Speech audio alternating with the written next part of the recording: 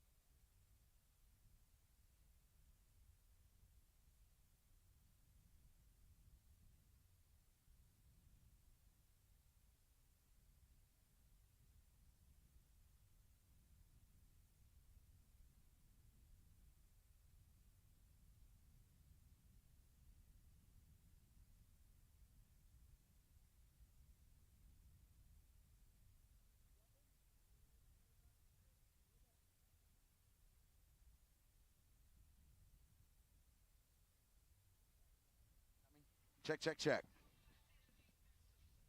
1, 2, 3. Check, check, check.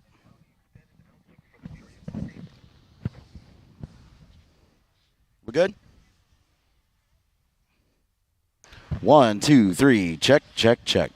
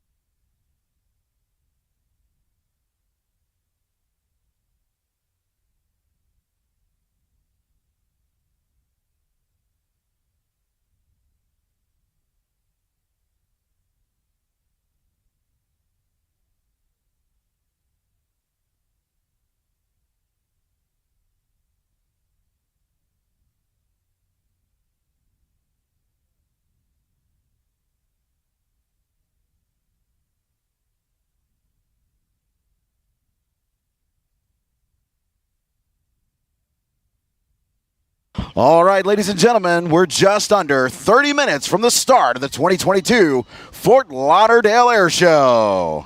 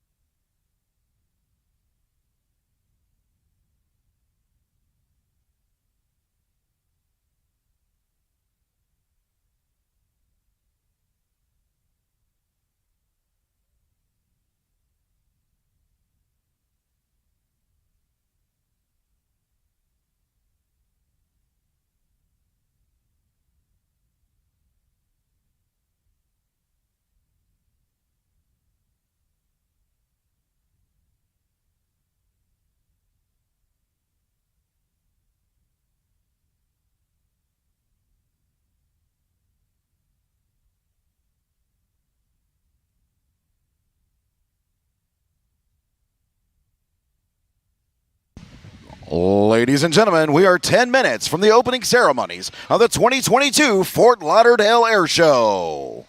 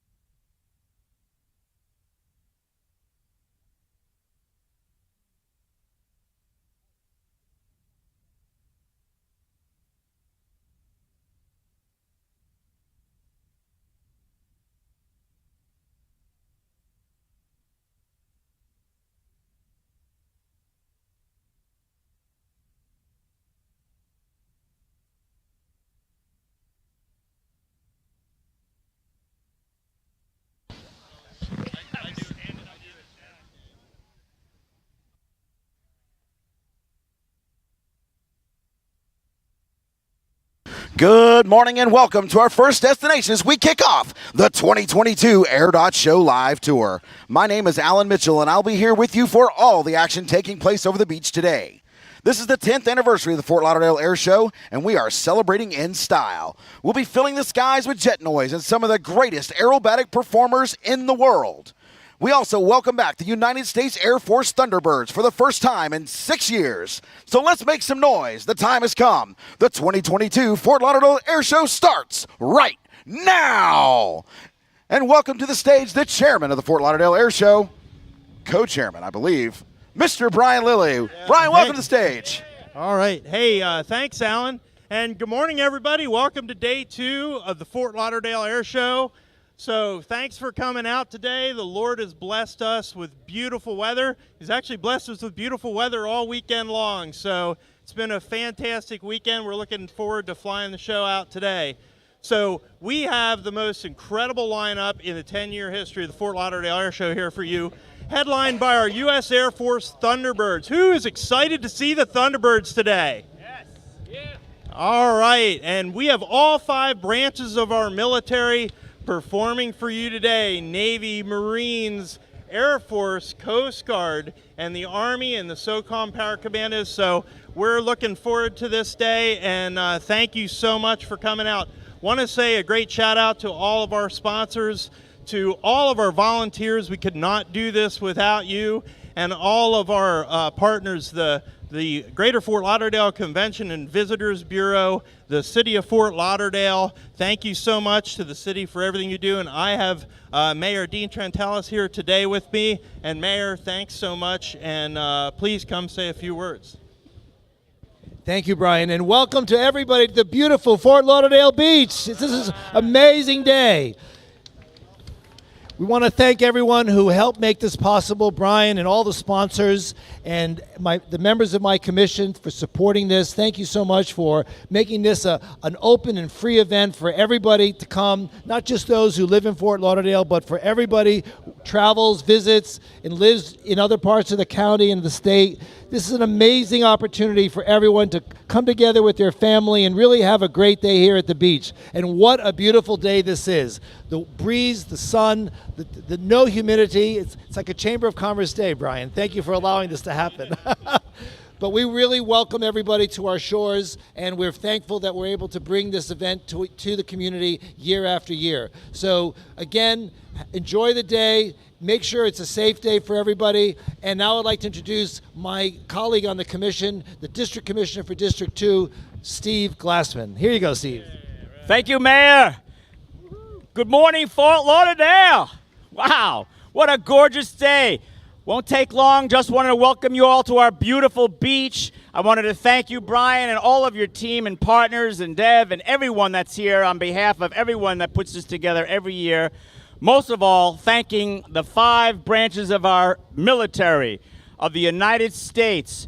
And I want to thank them for their service and everything they do to protect us day in and day out. And it also reminds us that we should take just a moment today and think of the brave men and women in Ukraine who are not doing this kind of event today because of what they're going through. And God bless those folks as well for standing up for the freedom and the democracy that are so cherished by every single person here. Again, have a great event. What a gorgeous day in Fort Lauderdale. It is a pleasure to see everybody back on the beach for a full show. Enjoy, be safe. God bless America. Amen. All right. Thank you, Commissioner. Thank you, Mayor. And I do want to give one final shout out. So this is the kickoff of the Air Show Live Tour. So we go to 6 destinations here in 2022, and we're kicking it off here in Fort Lauderdale. But we have a team that works diligently. I have a full-time team of people, and I just want to give a shout out to Kyle, David, Steve, and Alan, who do this with us year-round, and our extended team of people that rally around us at each show. We couldn't do it without you. I've got an incredible team. Thank you so much. Back to you, Alan.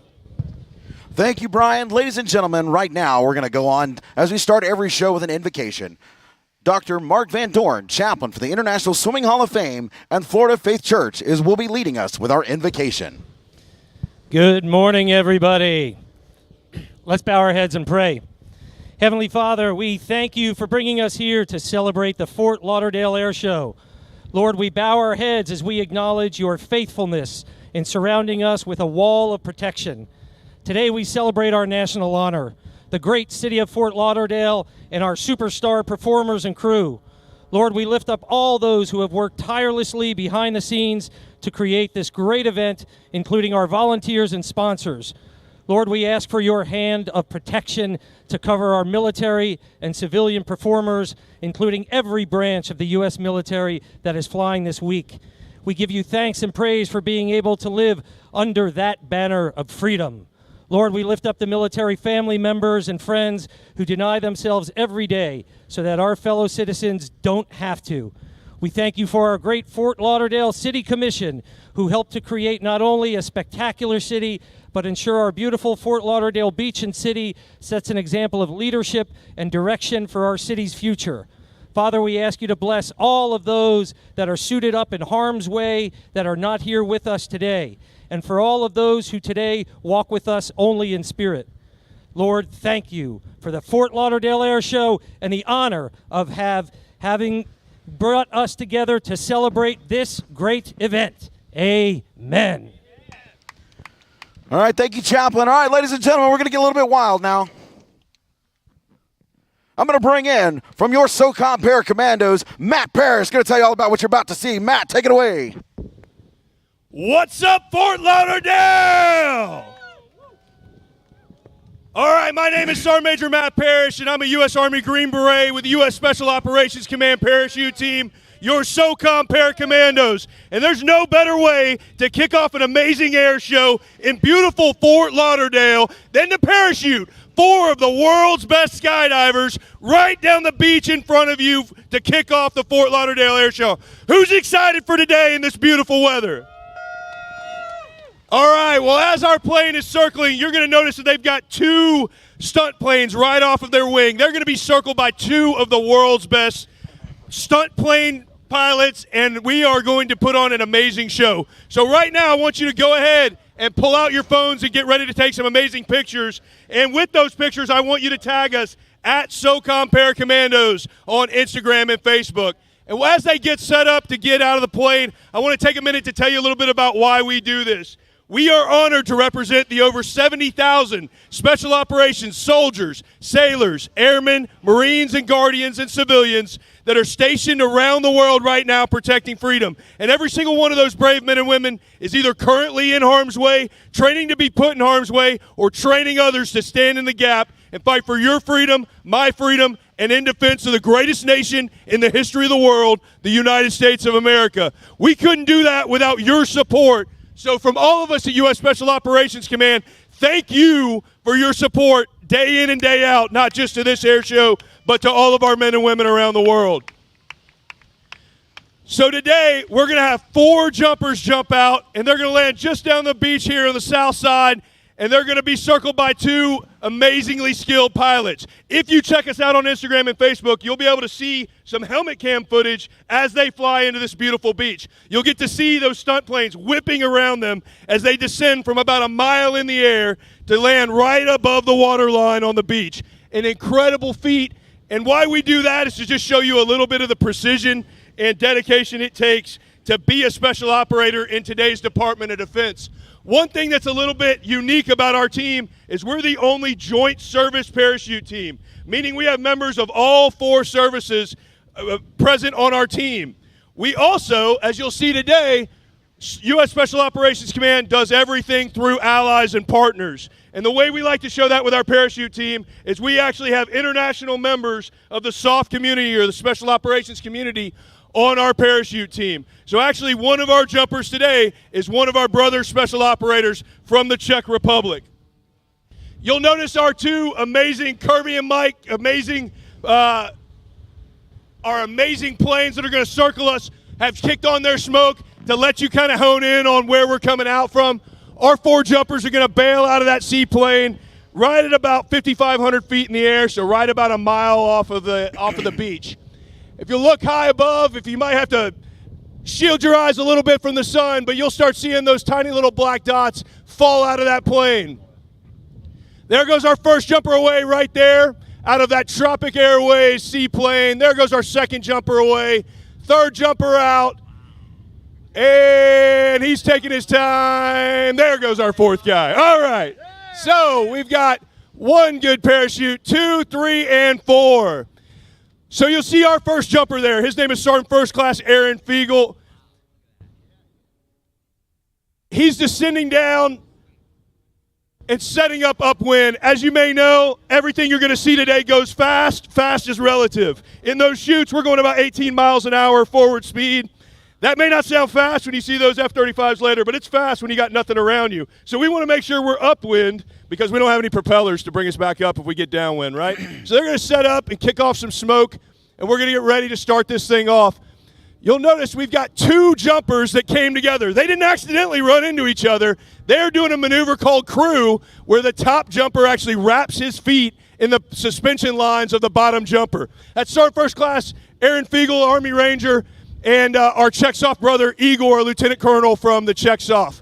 Now, our first jumper there with his red smoke on is actually our team leader, a fellow Green Beret, Mr. Tim Groves. He's setting up to bring it down. And as I said, if you don't have your phones out yet, this is a time to get that phone out and get ready to take some amazing pictures and amazing videos as we do the national anthem.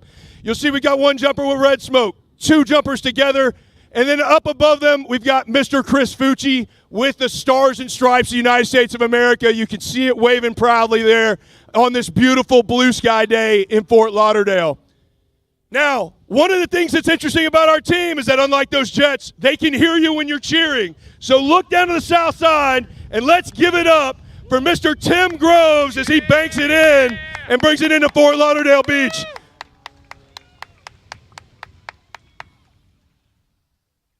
Right up above us on that crew formation, you'll see they've kicked their smoke off. They've even got flags waving for you. We've got a POW MIA flag, and we've also got a SOCOM Spear flag. Mr. Tim Groves just landed with the state of Florida flag. We couldn't be prouder. As I mentioned, we're stationed right up the road, MacDill Air Force Base, Tampa, Florida. We couldn't be prouder to live and serve in the greatest state in our nation and in the greatest nation in the history of the world, the United States of America. So thank you for your support, Florida, because we love living and serving in Florida. So, as I mentioned, we've got 2 of our brave parachutists there attached. That is an international formation, folks. You've got a Czech Republic soft member and an Army Ranger linked up, riding it together into Fort Lauderdale Beach. And now, if you're not on your feet already, folks, I invite you to go ahead and rise to your feet, remove your headgear as we pay respect to this great nation. We're being joined for our national anthem by Mr. Jimmy Robinette. He's a local vocalist from Southern Blood and Riverdown, and he's come here today to give us a beautiful rendition of our national anthem. Oh, say can you see by the dawn's early light what so proudly we hail as the twilight's last gleaming, whose broad stripes and bright stars through the perilous fight. All the ramparts we watched were so gallantly streaming in the rocket's red glare. The bombs bursting in air gave proof through the night that our flag was still there. Oh, say does that star-spangled banner yet wave o'er the land of the free in the home of the brave. All right, ladies and... what the heck? Check. All right, thank you, everyone. If you want to learn more about Special Operations Command, check us out at www.socom.com and check out our official podcast, Softcast. to hear the stories behind the special operators. Thank you, Fort Lauderdale. God bless you. God bless all the performers today. And God bless the United States of America.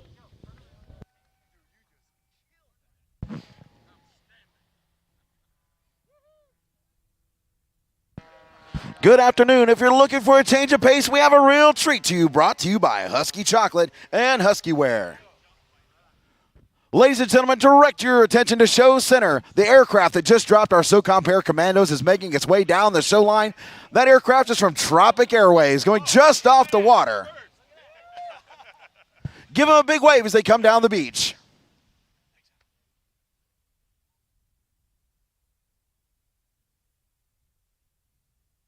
Also, if you look out there, you're going to see that bright orange boat. That is the Husky race boat.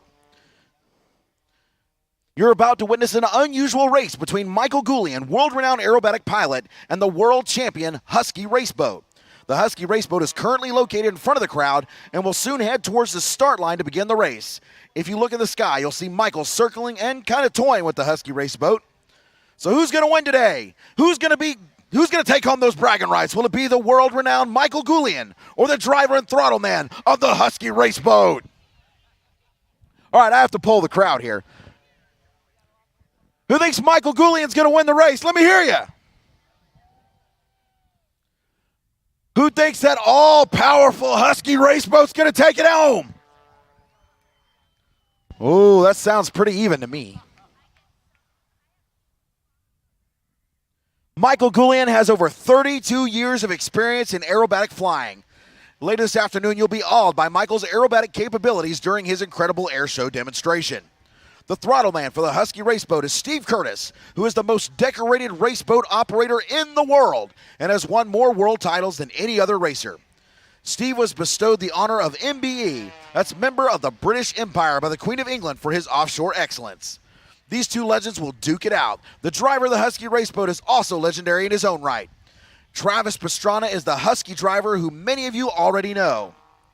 Travis is a professional motorsports competitor and stunt performer who has also won numerous championships and X Game gold medals in several disciplines, including Supercross, motocross, freestyle motocross, and rally racing. Travis is most recently one of the judges along with Simon Cowell on America's Got Talent Extreme Sports. The Husky Powerboat utilizes two piston-powered Mercury stern drives with twin turbo power, which produce over 2,200 horsepower. That's quite a bit more than Michael's plane. This watercraft can reach speeds exceeding 165 miles per hour. Husky has more than 11,000 pounds of sheer power and requires a two-man team to harness its velocity. That's Red Bull Air Race champion Kirby Chambliss giving the Husky boat a dive bomb there.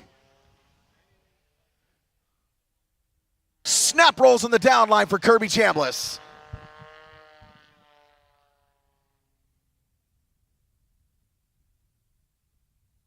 The throttle man controls the speed and trim for the boat, while the driver navigates the treacherous waters, waves, winds, and currents, and the complexity as it races against their airborne competitor. Generally, if the sea conditions are 3 feet or more, then the speeds the average race boat can maintain will be substantially decreased, given the advantage to Mike. But if the seas are 2 feet or less, the Husky team will have the advantage over Michael Goulian.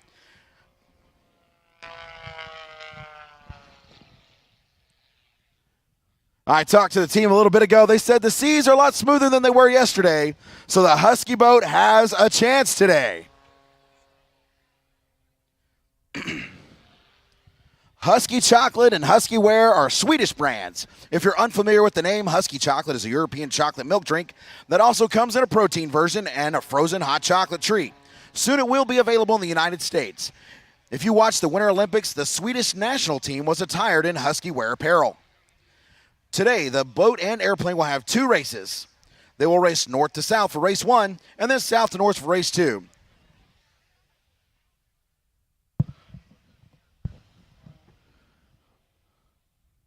Kirby Chambliss is one of the best aerobatic pilots in the world. When I said we had the best in the world here today, people, I was not kidding.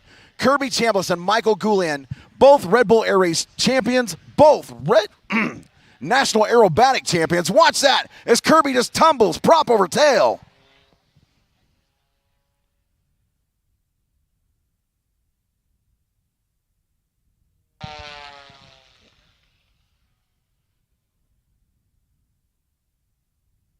Kirby drifting right off the top of the water. There you go. How about that, folks?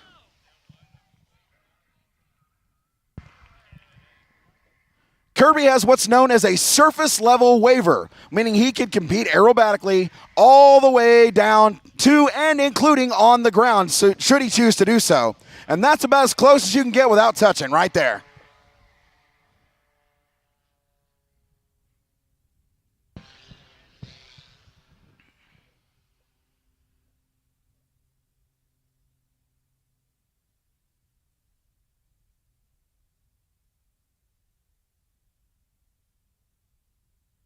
Now he's inbound. Ladies and gentlemen, this is aerobatic champion Michael Goulian. On the Wheeling Aviation Technologies Extra 330. Watch, he just tumbles the aircraft into a gyroscopic flip at the top of the tower. Goes smoke on. He's going inverted, flipping, prop over tail all the way back down.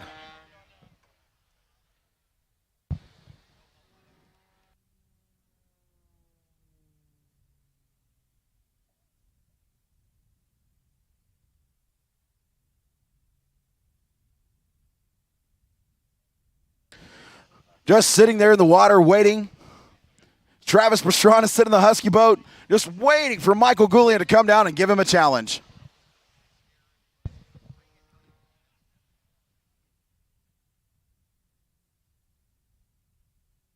He's about to get all he can handle. Oh, I think Mike could do better than that. Come on, Mikey, how close can you get?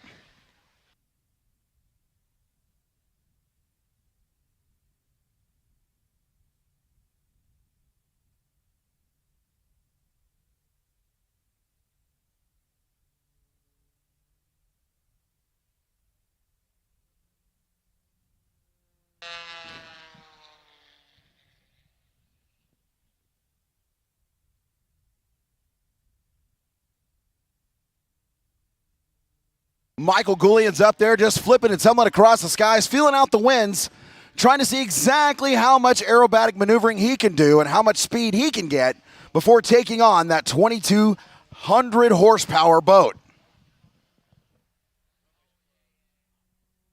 Gaining a lot of smash to the downhill climb. He's going to come in and buzz the boat one more time.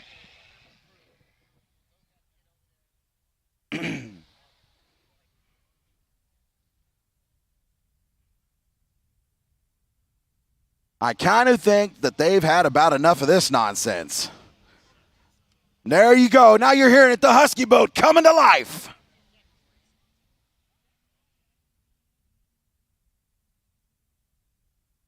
They're going to go head-to-head right here. Michael Goulian coming down to the deck, the Husky boat, full power, right at him.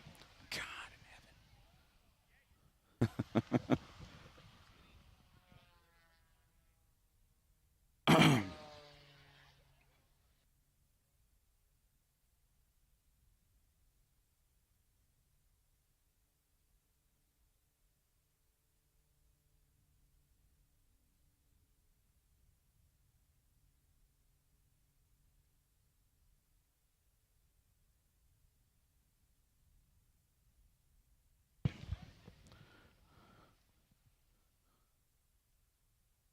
All right, now you have to direct your attention way down the show line. But you'll be able to see the Husky boat and Michael Goulian as they set up for their first run. They're going to come straight down the beach. We're going to call the finish line the Blue Tide Marina boat right here at Show Center. That's the big blue and white boat with the flag hanging off the boom. The Husky race boat has off, and they have a head start. Michael's going to come in from behind.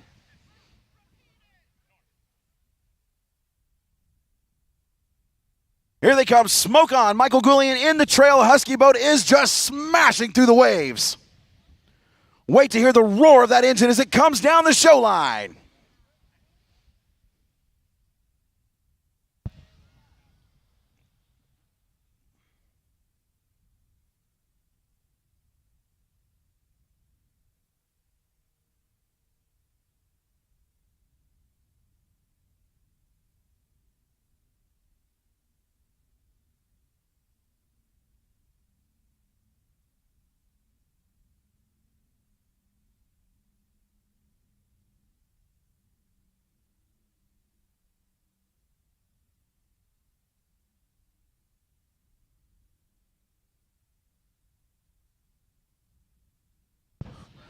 All right, so there's a north to south race. Who do you think had that one? We're going to have to go to the people to the left of the show line for that one. All right, let me hear you if you think Michael got that race. Let me hear if you think the Husky boat got the race. All right, race 1 goes to Husky. Can't do it.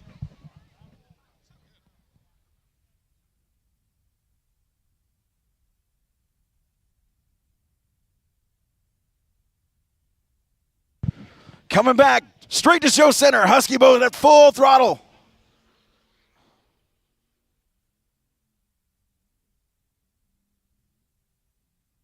Oh, no contest.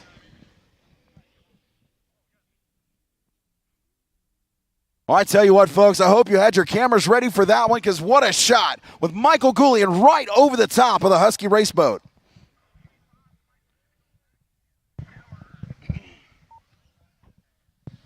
Ladies and gentlemen, if you are at all familiar with Husky racing, you know this current world champion does not like to lose. And today, Husky has emerged victorious. A celebration is definitely in order, thanks to both teams, and for a unique opportunity to witness a sea versus sky battle. Looks like Michael Goulian's going to bug out and head back to the airport. We'll see if we can get a couple of victory passes from the Husky raceboat team. What do you think?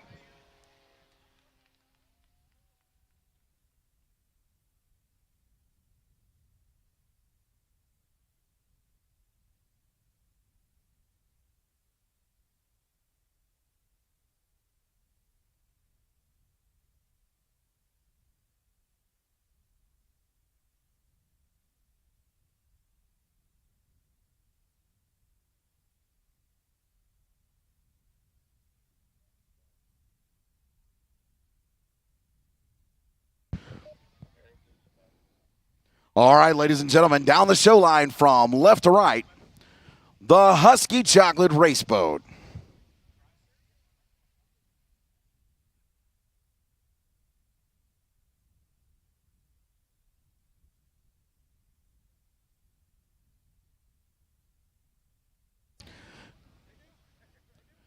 Get your hands in the air, give them a big wave as they come down the show line for the Husky race team.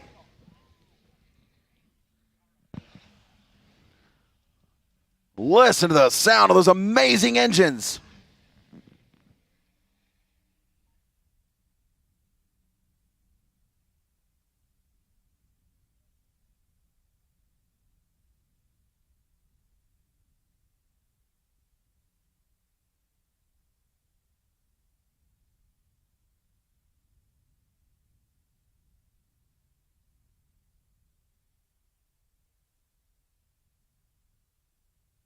They're going to spin that boat around and come back down the shore one more time. So if you didn't get a good look at it, now's your opportunity.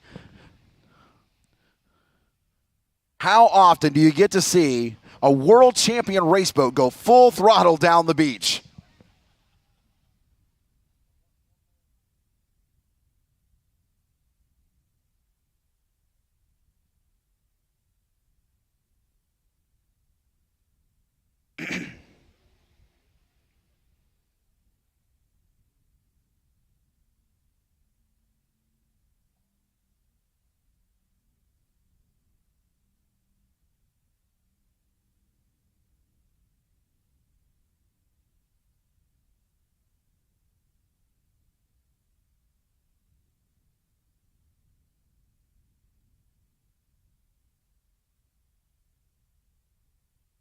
You know what? I checked their speed. They're not quite up to full speed here. I think they can do it in one more pass. What do you think, Fort Lauderdale?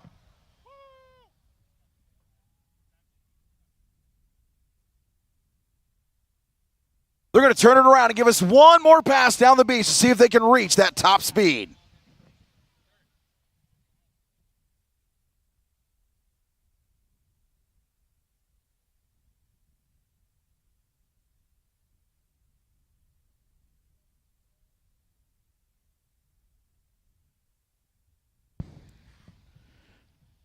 Looks like they're getting turned around down there. Here it comes, one final time down the beach. The world champion Husky race team.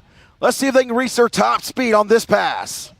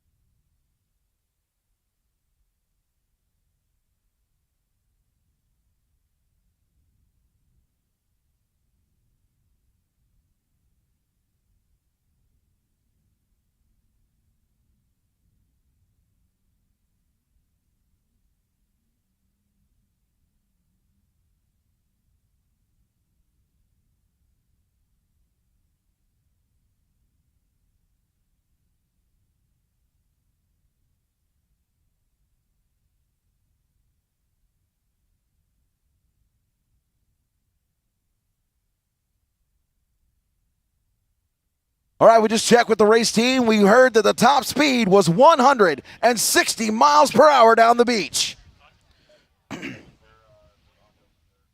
Well, I tell you what, folks, we're having a great time out here. We got surf, sand, and jet noise.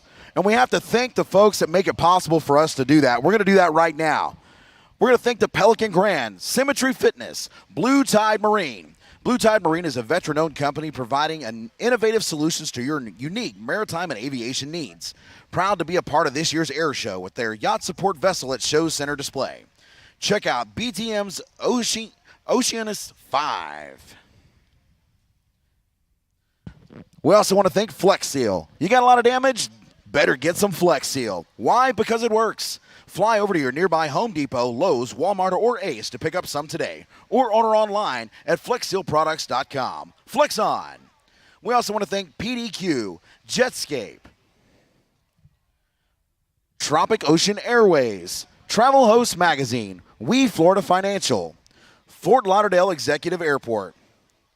Visit Fort Lauderdale Beach Improvement District, Fort Lauderdale Hollywood International Airport, Yingling, The Wharf Fort Lauderdale, Merrimack Ventures, Lauderdale Yacht Club, Great Waste, Herzog Contracting Corporation, Sherwood Aviation, PenFed Credit Union, Red Bull, the United States Coast Guard, and of course the Fort Lauderdale Police, Fort Lauderdale Divers and Marine Police, Fort Lauderdale Fire, and of course the FAA.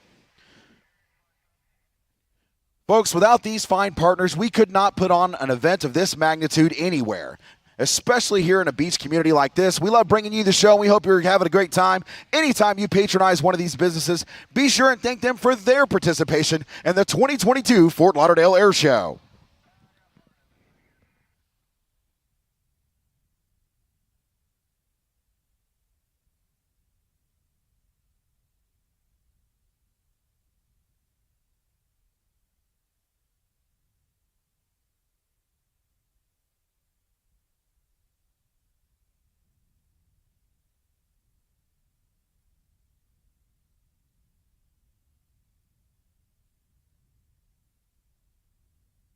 All right, ladies and gentlemen, coming up next, we're going to fill the sky with a little bit of jet noise and one of the coolest airplanes on the planet, the A-10 Warthog. So right now, I'm going to hand it over to your A-10 demo team.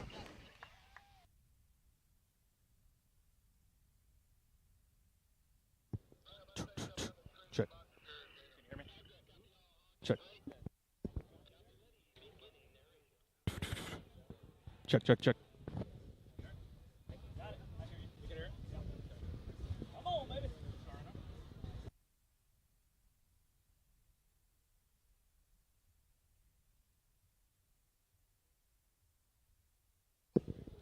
Good morning, ladies and gentlemen. On behalf of the United States Air Force and the Commander of Air Combat Command, General Mark Kelly, and all the men and women of Air Combat Command, we would like to welcome you again to the Fort Lauderdale Air Show. I am the A-10 Demo Team Superintendent, Master Sergeant Brian Sandoval from Santa Fe, New Mexico. With me is our NCOIC Technical Sergeant Brian Pontes from San Leandro, California. Joining us on stage is our safety observer and combat proven attack pilot, Captain Sky Comet Lesh from Charlotte, North Carolina. As a member of Air Combat Command's 355th Wing, located at Davis-Monthan Air Force Base in sunny Tucson, Arizona, it is my pleasure to describe for you a capability demonstration by the heavily feared and effective close air support aircraft, the A-10 Thunderbolt II. Our mission is to provide the close air support needed for our Army, Marine, Navy, and all allied ground forces so they can operate anywhere, anytime. The A-10 demonstration pilot is Major Hayden Fulham, call sign Gator, from Rising Fawn, Georgia. Since commissioning through ROTC in 2012, Major Fulham has become a veteran instructor pilot with over 1,700 flight hours in the A-10, including 92 combat missions, amassing 500 flight hours, supporting Americans and coalition ground forces over the skies of Iraq, Afghanistan, and Syria.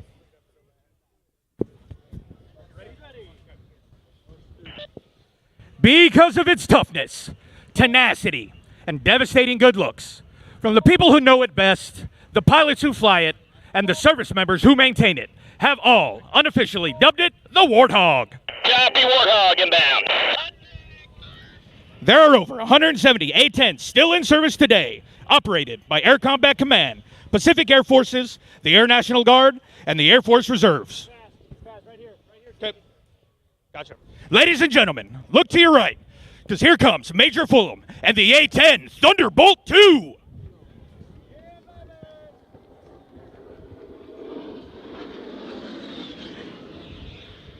Major Fulham pulls back on the stick, slingshotting the A-10 straight into the vertical, showcasing the Hawk's power and maneuverability in all attitudes of flight.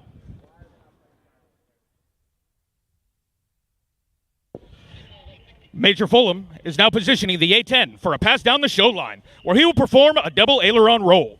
The Hog's ailerons make up almost half the size of its wings, enabling it unparalleled controllability at slower speeds.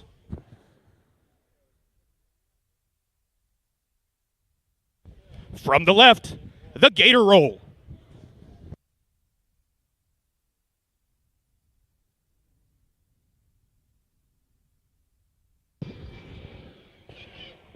Major Fulham is preparing to demonstrate a slow roll along the show line to display the Hog's precise handling characteristics.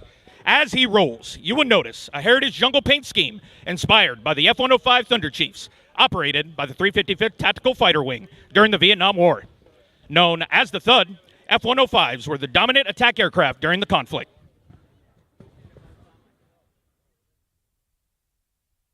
Now, from the right, the slow roll.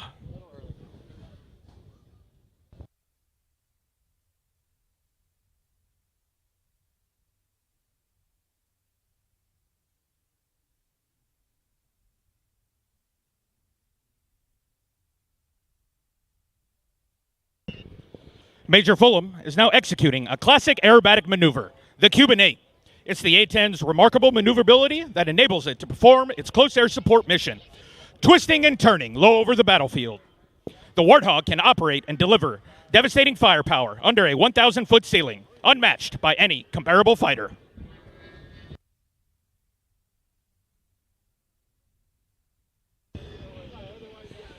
The A-10's turbofan engines add more than just power to its performance. At just over 9,000 pounds of thrust each, they are capable of propelling the A-10 at a top speed of 450 knots. The Warthog is much harder to hear and aiding immensely in achieving tactical surprise.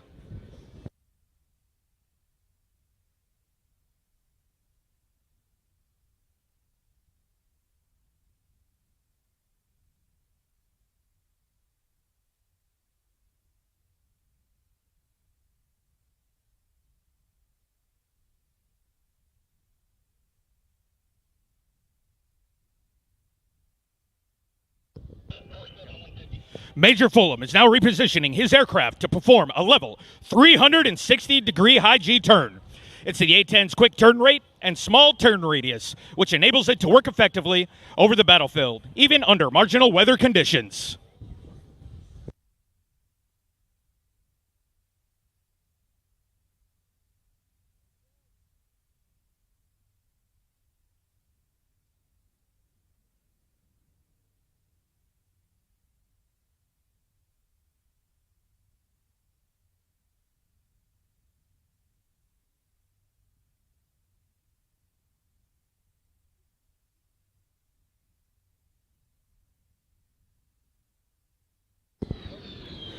Major Fulham completed that turn in only 1,400 feet. That is less the size of an average NASCAR racetrack, as well as over twice the speed of any driver. On the battlefield, this capability enables the Warthog to turn quickly and evade enemy air defenses. Major Fulham is now configuring his aircraft to demonstrate the A-10's slow speed controllability at its final approach speed of 120 knots. Get your cameras ready. This slow speed pass will give you a good chance to see the A-10's high bypass engines and unique tail design. These distinct features help mask the engine heat signature, aiding the pilot to defeat infrared missiles. Let's go to the cockpit of the A-10 and hear what Major Fulham has to say. Good afternoon, everybody. On behalf of the A-10 demo team, just like to say a huge thank you for having us out here. It's a great day in Florida to be flying for you, and it's a lot of fun to fly this awesome airplane. I hope everybody's enjoying the weather, enjoying all the action, enjoying the beach. Osprey will be airborne within a minute.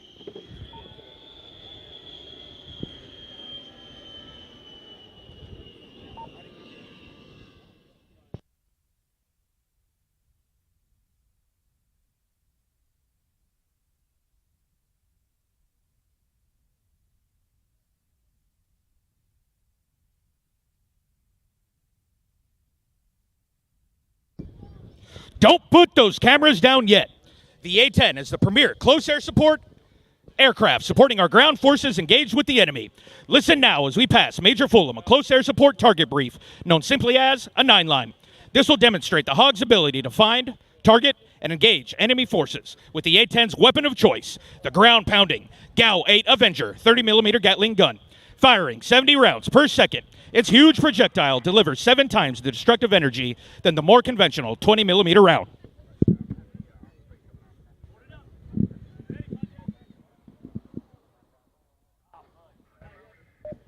Third one, call ready 9-line. Those are ready. This will be attack 2. Got bomb on target. 1, 2, 3 from your hole. Elevation 0 feet. I got enemy packs in the open at show center. Friendlies west 150 meters. I need you in north to south with guns. Go with readback. Third one copies readbacks. I got 0 feet elevation. I'll be in north to south with guns. IP inbound. Third, continue. Third one up and in from the south. Third one visual. Third one cleared hot.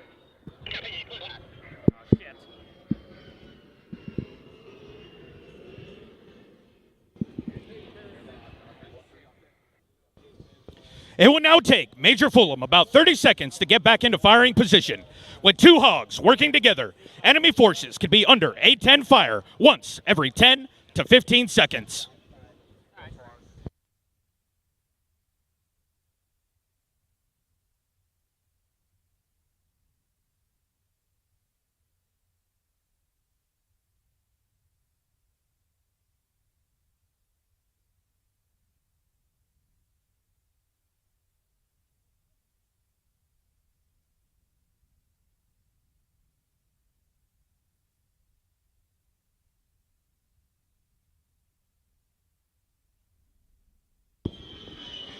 Major Fulham is now climbing up for his final attack, where he will simulate dropping a 500-pound bomb. These general-purpose bombs are useful for cratering airfields or destroying buildings, adding versatility to the Hog's arsenal of weapons.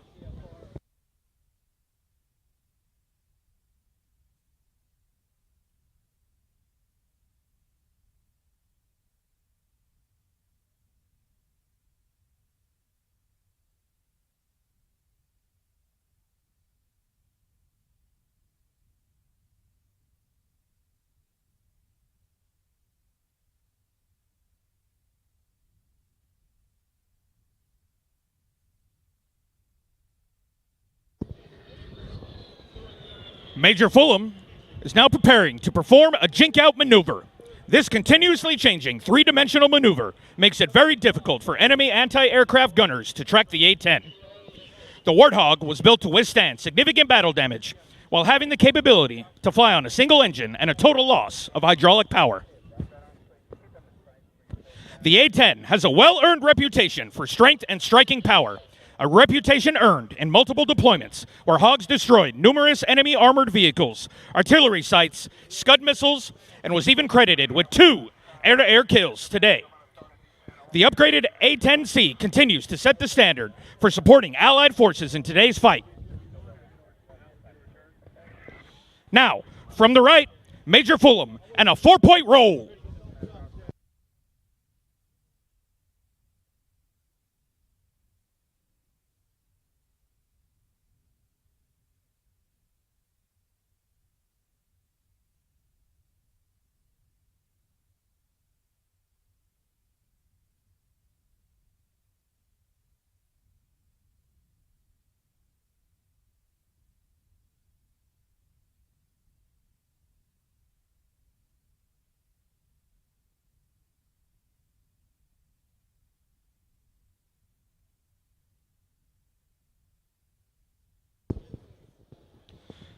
Ladies and gentlemen, Major Fulham is now repositioning the A-10 for the dedication pass. We would like to dedicate this pass to the men and women of the armed forces, their families, and all veterans in attendance today.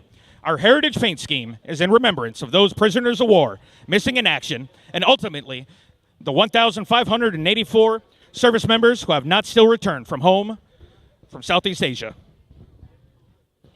From behind and to your right, A-10 Demo proudly presents the Dedication Pass.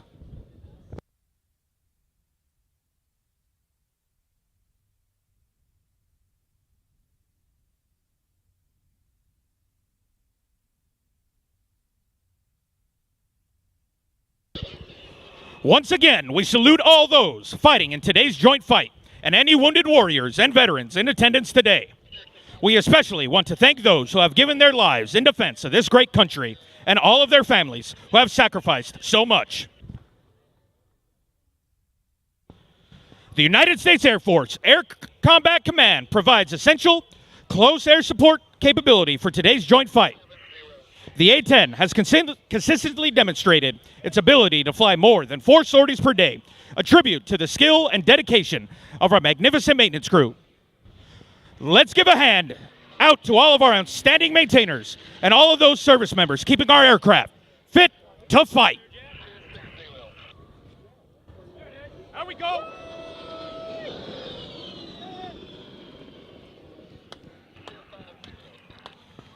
The crew assisting in today's demonstration is from Doosan, Louisiana, Staff Sergeant Noah Kinsel. From Lawrenceville, Georgia, Staff Sergeant Robert Benson. From Merced, California, Staff Sergeant Tristan Sawyers. And from Harrisville, New York, Senior Airman Caleb Spencer. We would also like to thank our weapons crew, Staff Sergeant Christian Rose from Fayetteville, Georgia, and A1C Myron Jacobs from Bainbridge, Georgia. And finally, joining us from Public Affairs, from Montgomery, Alabama, Senior Airman Jake Stevens.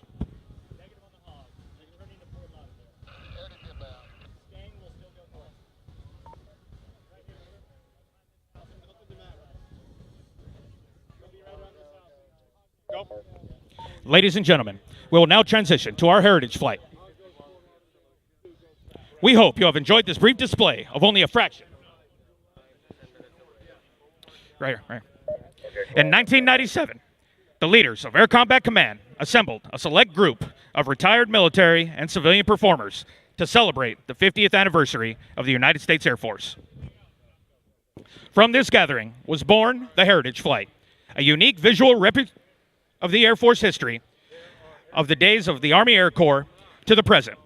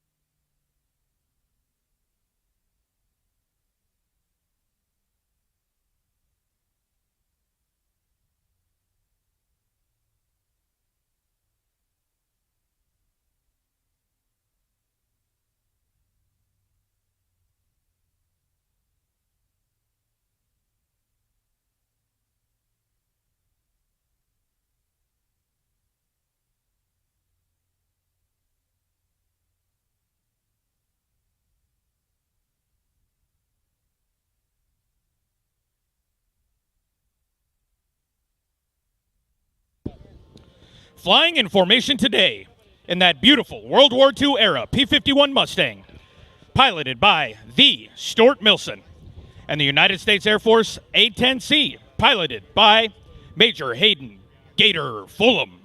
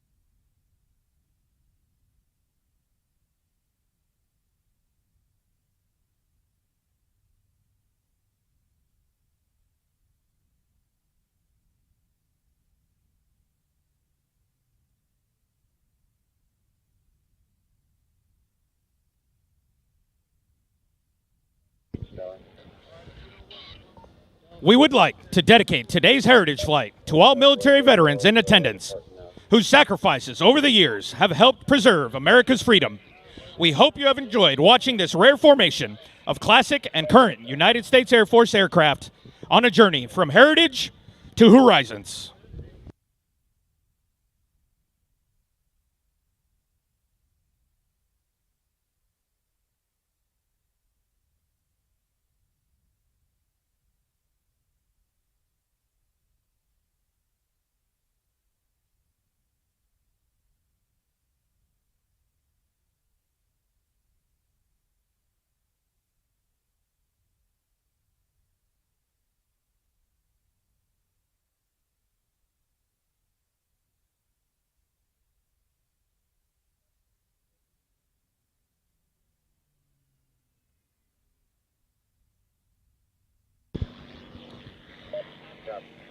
Ladies and gentlemen, the United States Air Force Heritage Flight. We hope you have enjoyed watching and taking pride in this rare display of more than 70 years of air power heritage. Since 1947, American airmen have been breaking barriers in air, space, and cyberspace, resulting in a force that provides unparalleled global vigilance, reach, and power. Ladies and gentlemen, look to your right. Looks like Major Fulham is making one more swing around to perform a slow roll.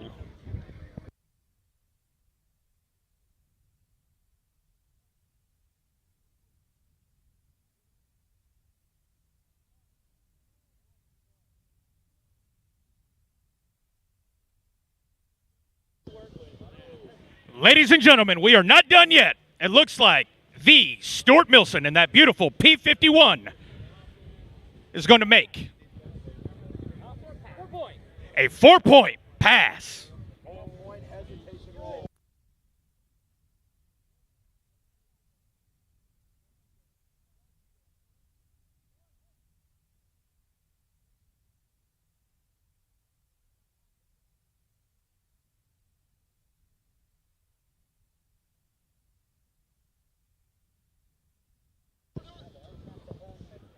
Uh-oh, ladies and gentlemen, it looks like Major Fulham once more.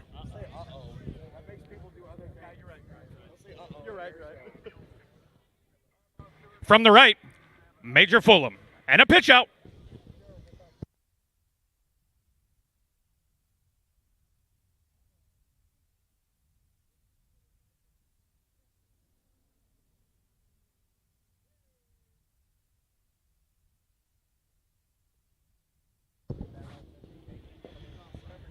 As proud members of an all-volunteer Air Force, we hope our performance has inspired you to serve your country alongside the professional men and women you see here in action today. If you are interested in joining today's premier aerospace team, then find any member of the United States Air Force. Any of these amazing warriors will answer any questions you have and help you set your course for an amazing career.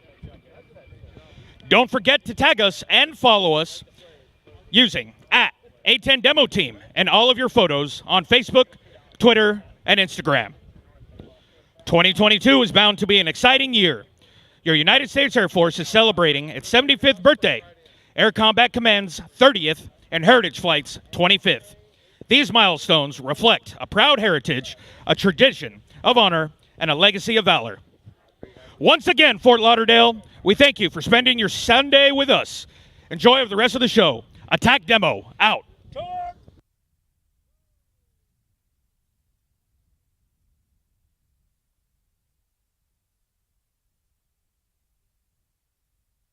All right, ladies and gentlemen, one more time, give it up for the A10 Demo Team.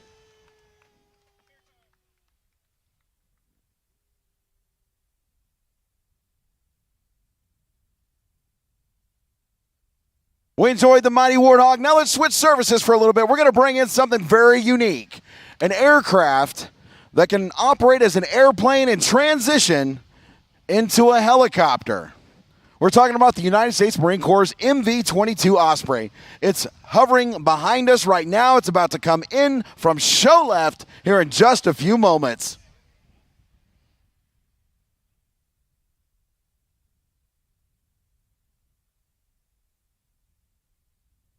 My music up?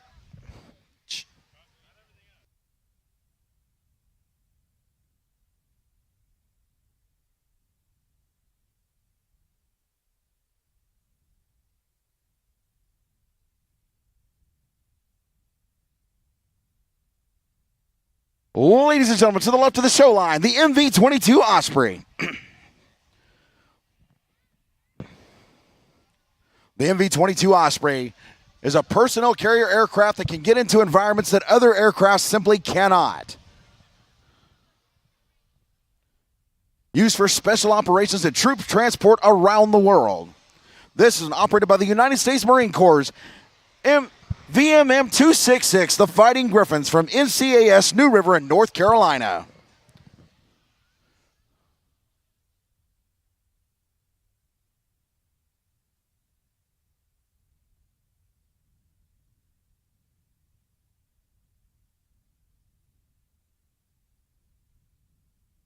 Right now, the aircraft is in airplane mode.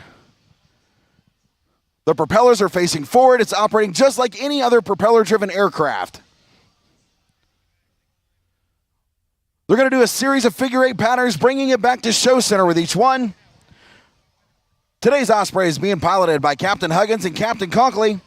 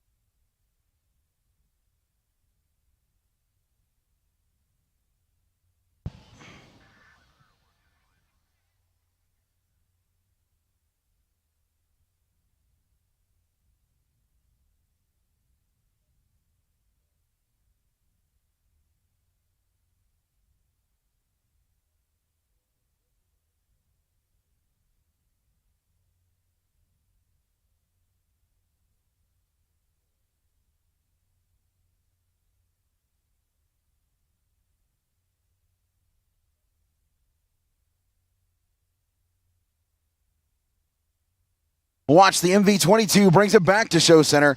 He's going to go a few more airplane passes, then you're going to see that aircraft convert into helicopter or hover mode.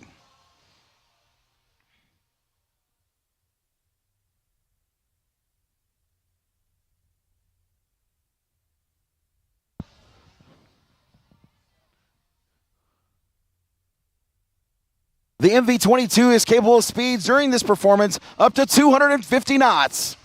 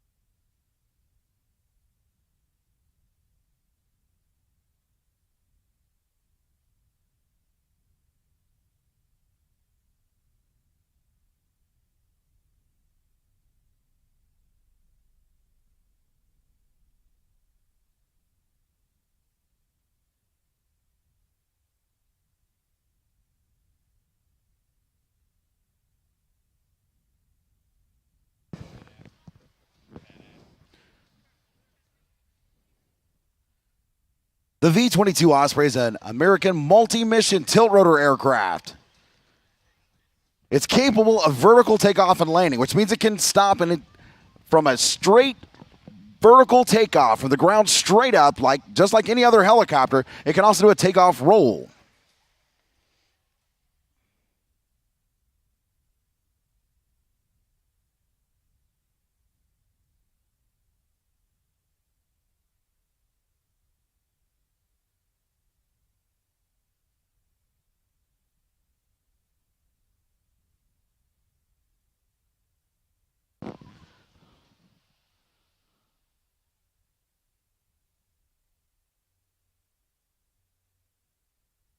All right, now watch as the aircraft now converts from an airplane mode. It's going to come down the beach in helicopter mode. It's going to scrub off a lot of its speed, but notice the rotors are now facing straight up.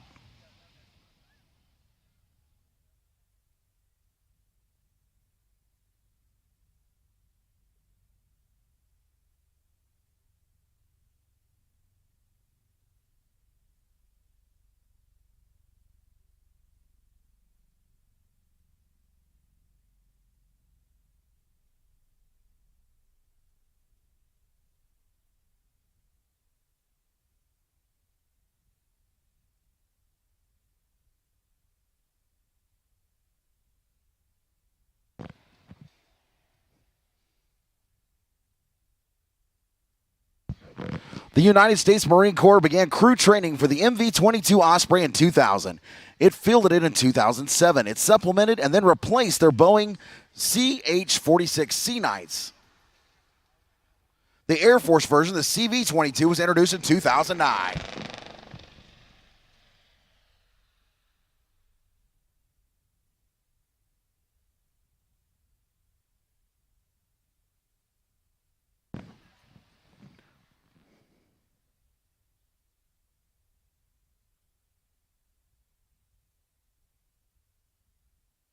Watch how smooth and flawlessly the aircraft transitions from helicopter mode back to airplane mode. Now the propellers are front facing again and she's off to go.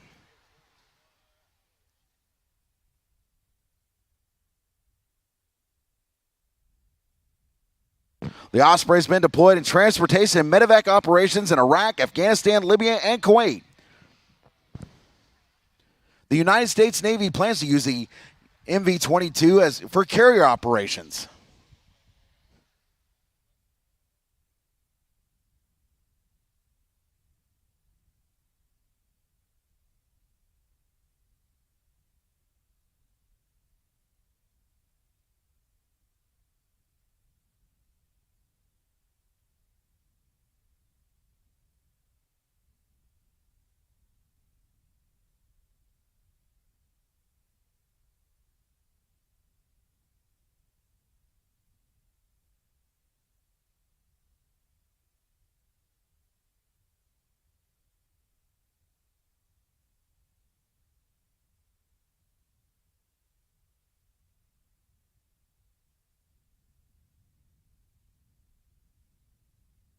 You may notice the MV-22 from the 2007 film Transformers.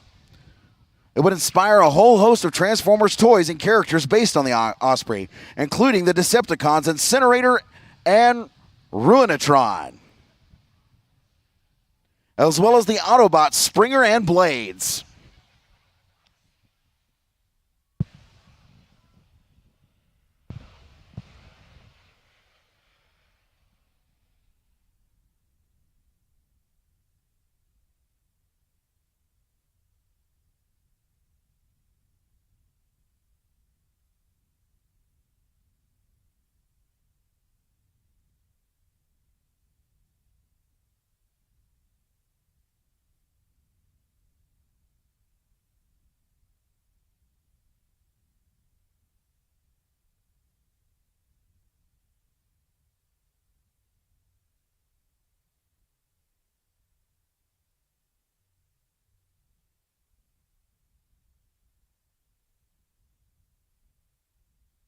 What this aircraft is most known for, though, is getting United States Marines and special operators in and out of situations where no other aircraft can go.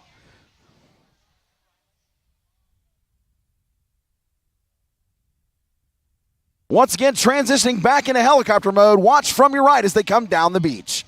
Give them a big wave. They're going slow enough and they can see you.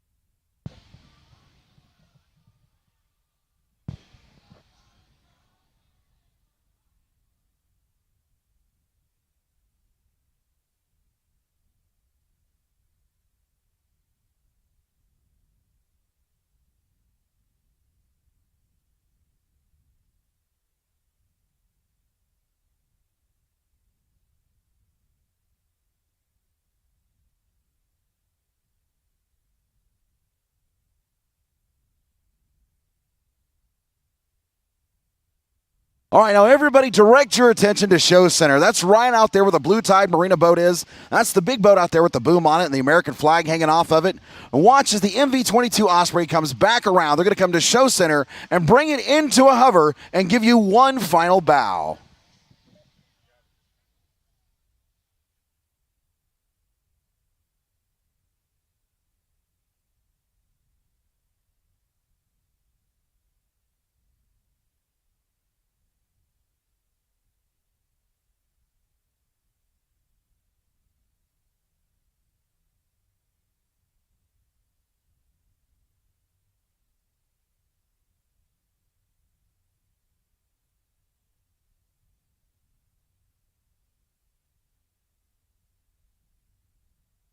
Ladies and gentlemen, the Fighting Griffins from VMM 266 and the MV-22 Osprey.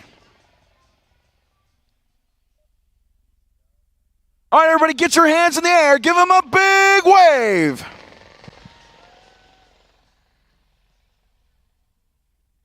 All right, gentlemen, take a bow.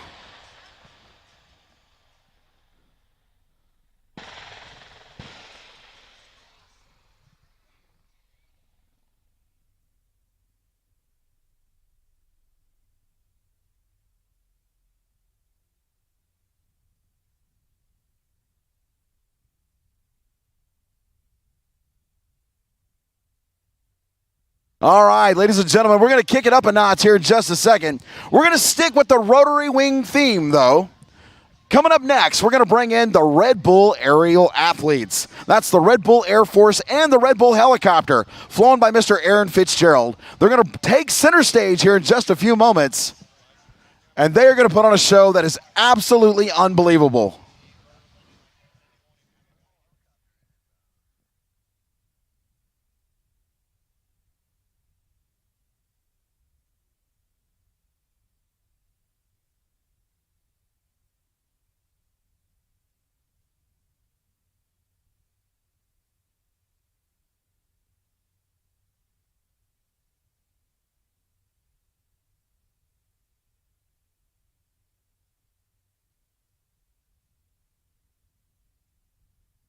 Right now we're waiting for the larger aircraft to clear the airspace, but here we are.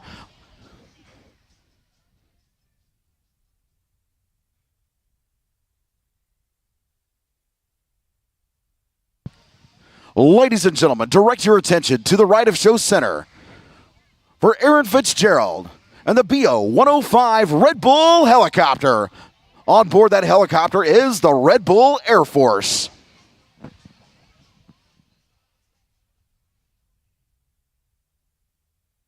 Ladies and gentlemen, helicopters are not meant to do aerobatics, but that is exactly what you're going to see here today.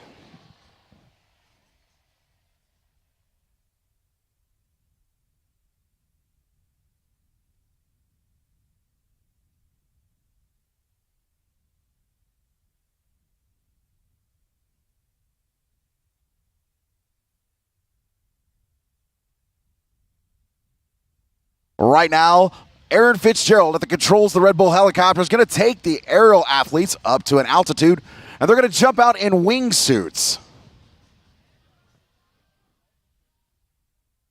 Now, if you look up there at the bottom of the skids, you'll see them. They're going to look out overboard, and you're going to be able to wave back up at them. So be sure and look for that, because they love to see the crowd. That's what these guys live for. Look, looking out over the edge right now. They're looking down at you, Fort Lauderdale. Looks like we have our first jumper out on the skid. Ladies and gentlemen, that is Mr. Miles Dasher. If you want to know what kind of adventures this guy gets up to, visit his YouTube channel at Miles Above. Or the Red Bull Air Force YouTube channel. You can see all the amazing adventures that this team goes on. Hollywood stunts, Hollywood movies. They've done some really cool stuff. He's been in Iron Man and several other movies you've probably seen. When they want something wild done on film, these are the guys they go for. Jumpers away. Here we go. Watch the low opening. There it is. Quick reaction time by the Red Bull Air Force.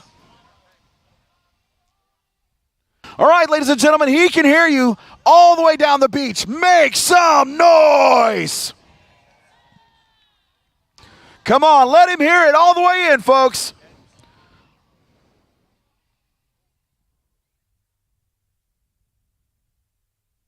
All right, we're not done just yet.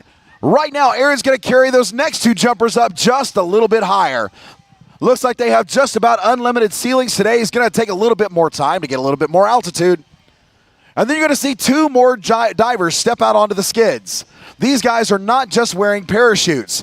They are literally going to fly down in wingsuits. That is a fabric suit on their body. They're going to stretch their arms out, and their arms are essentially just going to operate like bat wings, or a flying squirrel, if you will.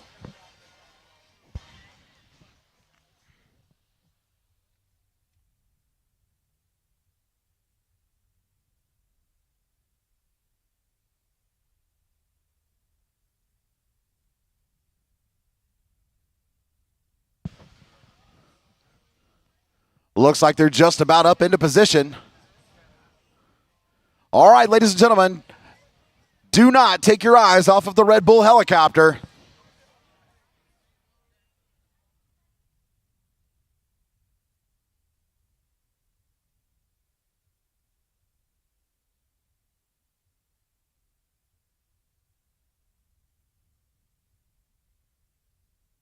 Still climbing just a little bit more.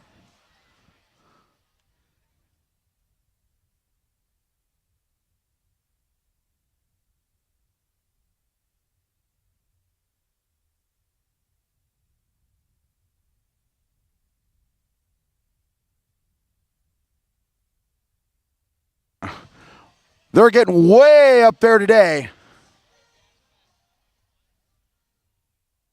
You guys see Miles down there. Be sure and give him a slap on the back, man. That guy is amazing. Normally he'd be up here on the stand doing this with me, but their drop zone is way down the beach. Wasn't able to make it up here today. That guy is absolutely incredible on the mic. If you can hear me, looks like we have jumpers away. Here we go. Once again, these guys are not just skydiving.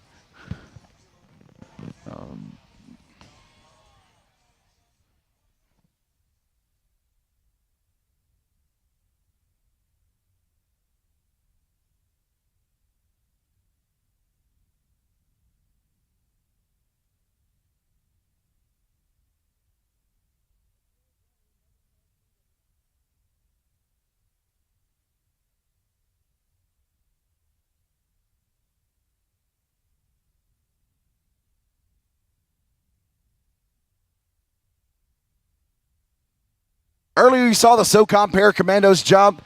They're using Ram Air parachutes just like the Red Bull Air Force. The difference is the size of the parachute. They fly their canopies just like our pilots do with toggles on each side. They bend the wing and distort it. This way they can go wherever they point.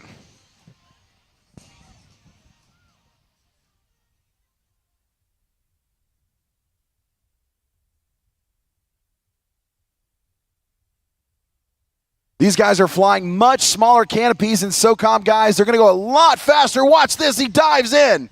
Make some noise, Fort Lauderdale!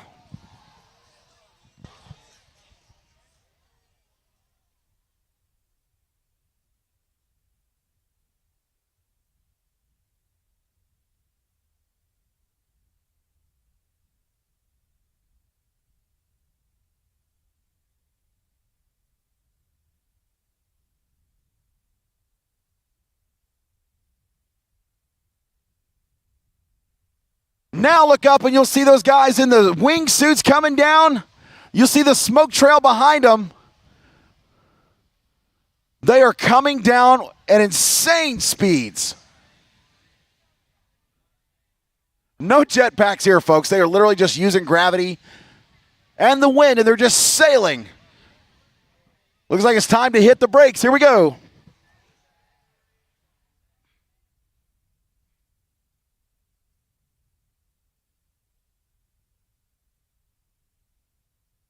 There's that second chute. They're still a little bit high at the moment, but here in just a second, they're going to be able to hear you again.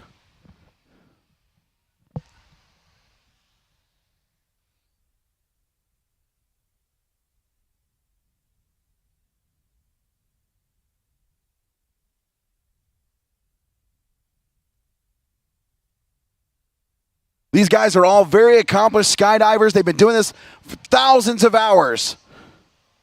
Like I said, they've done television and film and just about everything in between.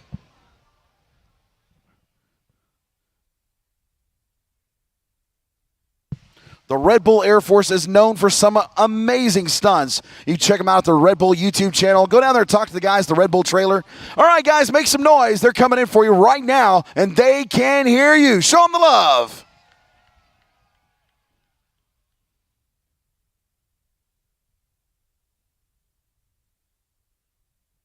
All right, as these guys touch down, we're going to turn the box back over to Aaron Fitzgerald and the BO-105.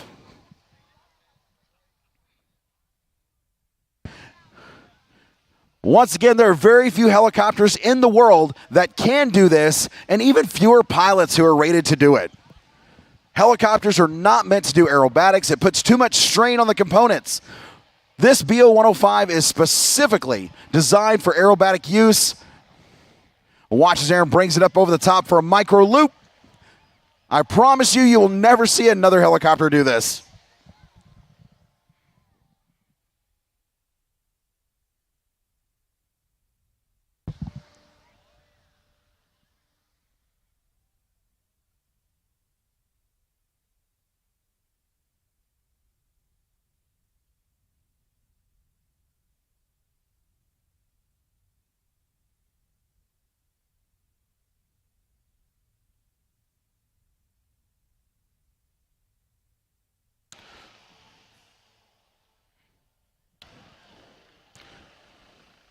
He's going to perform a lot of stunts today that normally our aerobatic aircraft can do.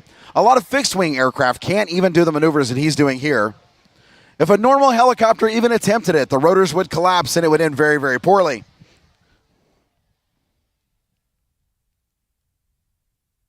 But you're going to see him loop and roll and split S, and he's going to do something he calls an Immel flip.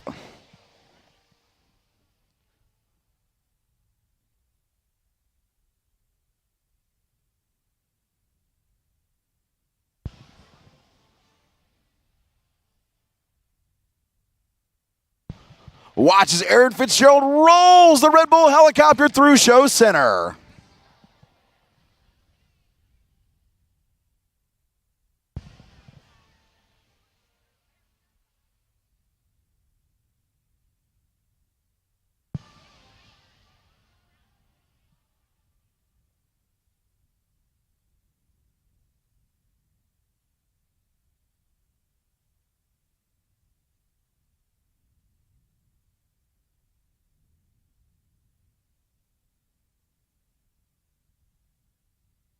What do you think of that, Fort Lauderdale?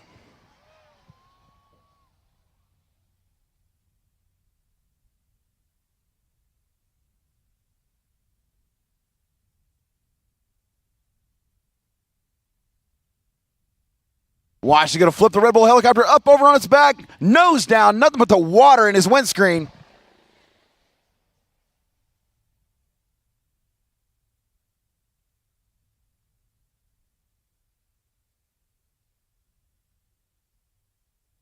So he's operating the Red Bull helicopter just like our aerobatic pilots do. They go up on the outside, gain altitude to get a little bit of smash when they come back in for their next maneuver. The helicopter's not necessarily needing to do this because he uses his lift to get where he needs to be. For his airspeed, he controls that himself. He doesn't need to go downwind and get that same smash that the aerobatic competitors need to do.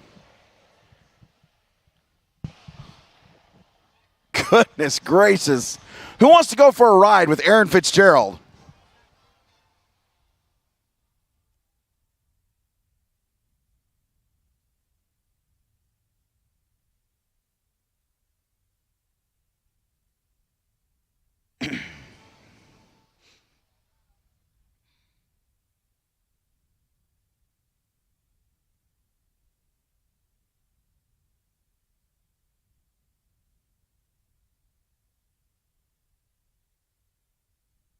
Straight up and over, and then flying backwards.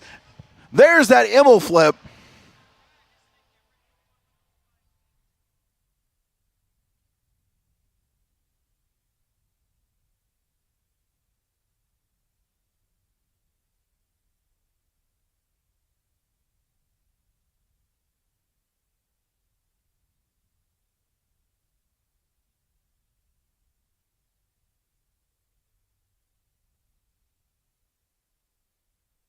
Watch that, ladies and gentlemen, front flip in a helicopter. Inverted, then nose down. Goodness gracious. It almost seems to defy the laws of nature and physics.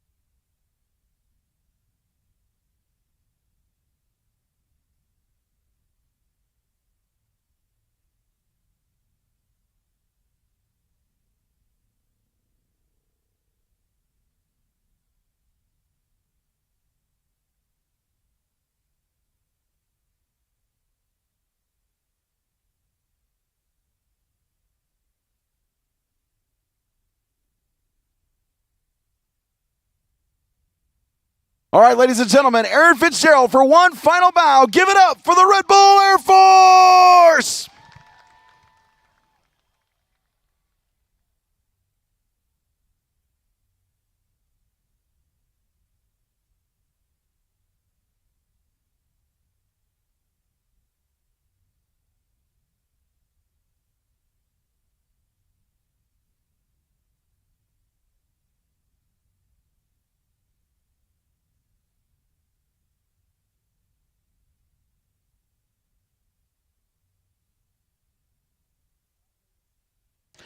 Ladies and gentlemen, while I have a few moments before our next act, I want to tell you a little bit about what you're at today. This is the first stop on a 6-city tour, the Air Show Live Tour.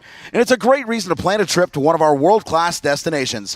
Whether you love the big city, the beach, or warm weather getaway to a world-class resort, theme park, or have a destination for you, and experience the power, precision, and patriotism of the Air Show Live Tour. For more information, visit us at Air.show, online, Instagram, Facebook, or on our all-new YouTube channel at Air.show. And we want to welcome you to Fort Lauderdale Beach. We're glad you're here for the air show. We invite you to explore Fort Lauderdale Beach and find the best places to discover, stay, dine, and play. Visit www.myfortlauderdalebeach.com to learn more. Sponsored by the City of Fort Lauderdale Beach Business Improvement District. Whether you're buying, building, or selling your boat in search of the perfect yacht vacation, find yourself on the water with Denison Yachting. The trusted leaders in yachting industry with a rich family history dating back to 1948. Denison has 22 waterfront offices from coast to coast around the United States, as well as a team of nearly 100 licensed yacht brokers. Visit DenisonYachting.com or call 954-763-3971. And we would like to thank True by Hilton Fort Lauderdale Downtown, the Bahia Mar Fort Lauderdale Resort, Pelican Grand Beach Resort, Crown Plaza Fort Lauderdale, Renaissance Fort Lauderdale, Sonesta Fort Lauderdale, and of course the Four Seasons Hotel Fort Lauderdale. We'd also like to thank Fort Lauderdale Executive Airport, We Florida Financial, Tropic Ocean Airways, PDQ, and Jetscape. If you patronize any of these businesses, be sure and thank them for their participation in the 2022 Fort Lauderdale Air Show.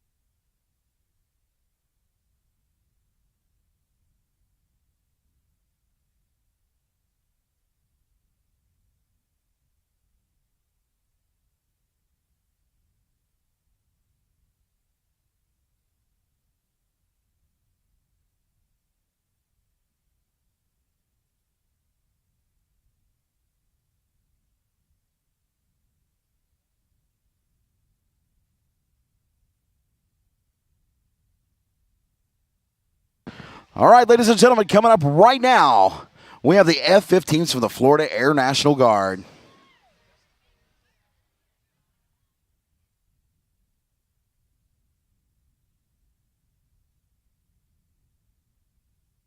Air Boss told me they have the airspace. I see them right back at my 6 o'clock, right behind the air show stage.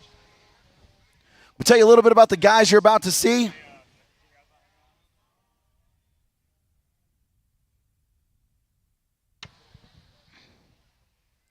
They're flying F-15Cs from the Florida Air National Guard out of Jacksonville.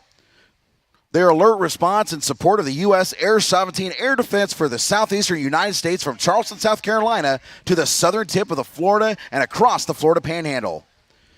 They're flying the single-seat F-15C model, which entered the Air Force inventory in 1979.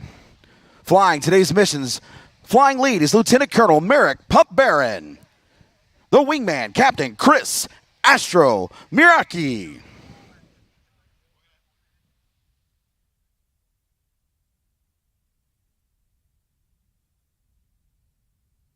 Ladies and gentlemen, high and from behind,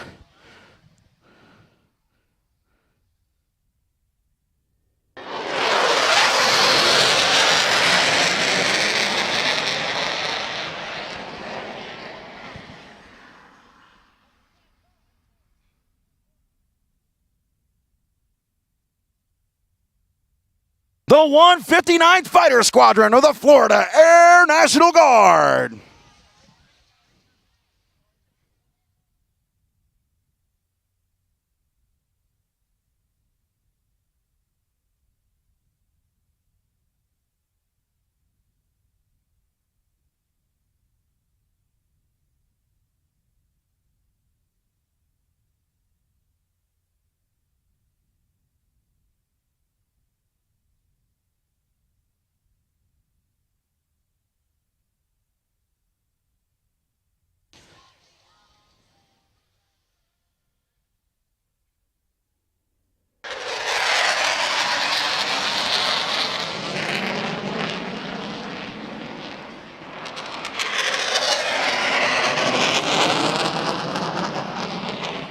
After being deployed to the Persian Gulf in 1991 in support of Operation Desert Storm, where they proved their superior combat capability, the F-15C accounted for 34 of 37 Air Force air-to-air victories.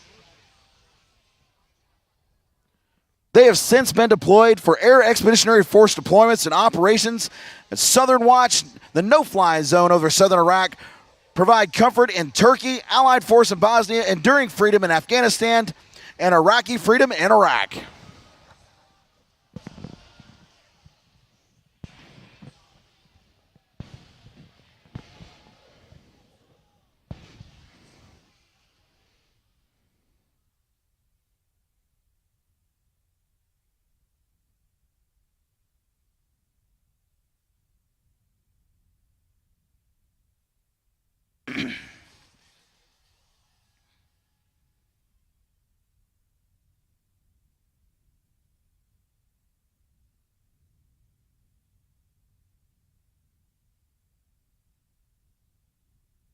Watch now as Lieutenant Colonel Barron comes down the show line.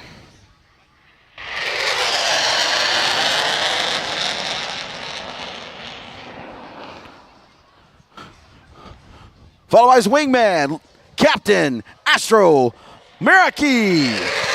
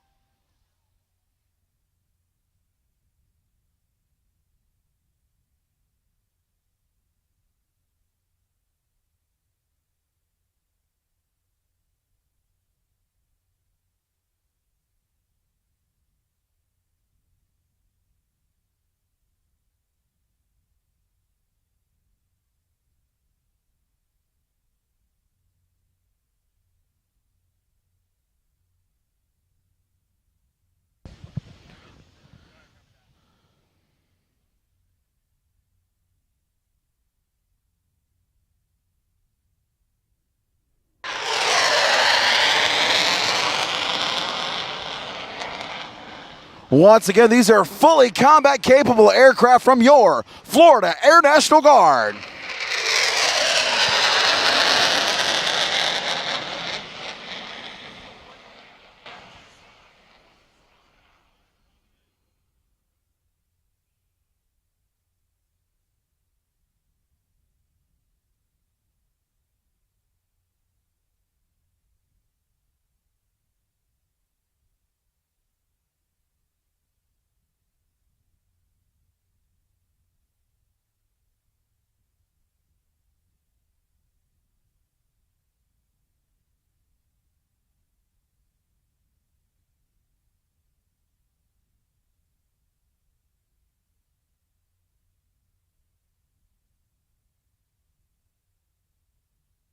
Ladies and gentlemen, direct your attention to Show Center for the 159th Fighter Squadron.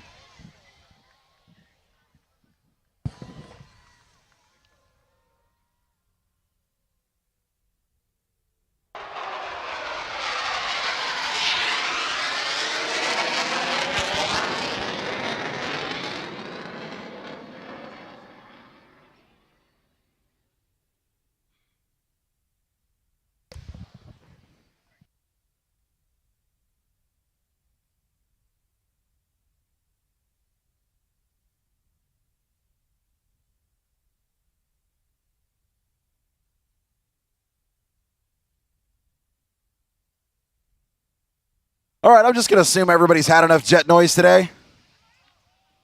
No? You want a little bit more? How about a whole lot more? Coming up next, we're going to turn it over to another service, though. We're going to turn it to the United States Navy. A fifth-generation stealth fighter, the F-35C, is going to fill the sky with jet noise.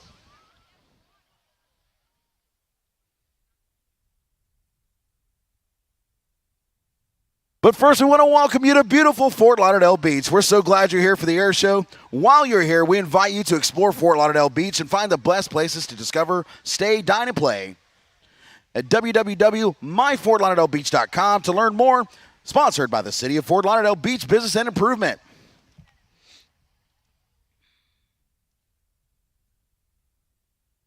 We also want to thank FXE, Fort Lauderdale Executive Airport. And Flex Seal. Got a lot of damage? Better get some Flex Seal. Why? Because it works. Fly over to your nearby Home Depot, Lowe's, Walmart, or Ace to pick some up today. Or order online at FlexSealProducts.com. Flex on!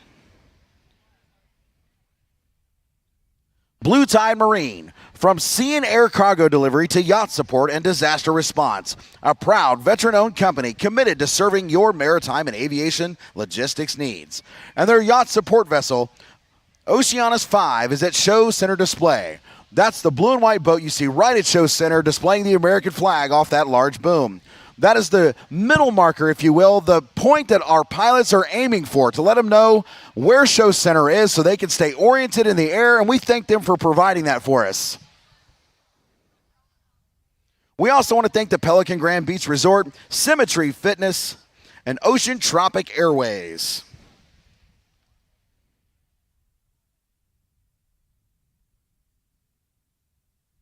We also want to thank Travel Host Magazine. It's your one-stop guide to the best Greater Fort Lauderdale has to offer.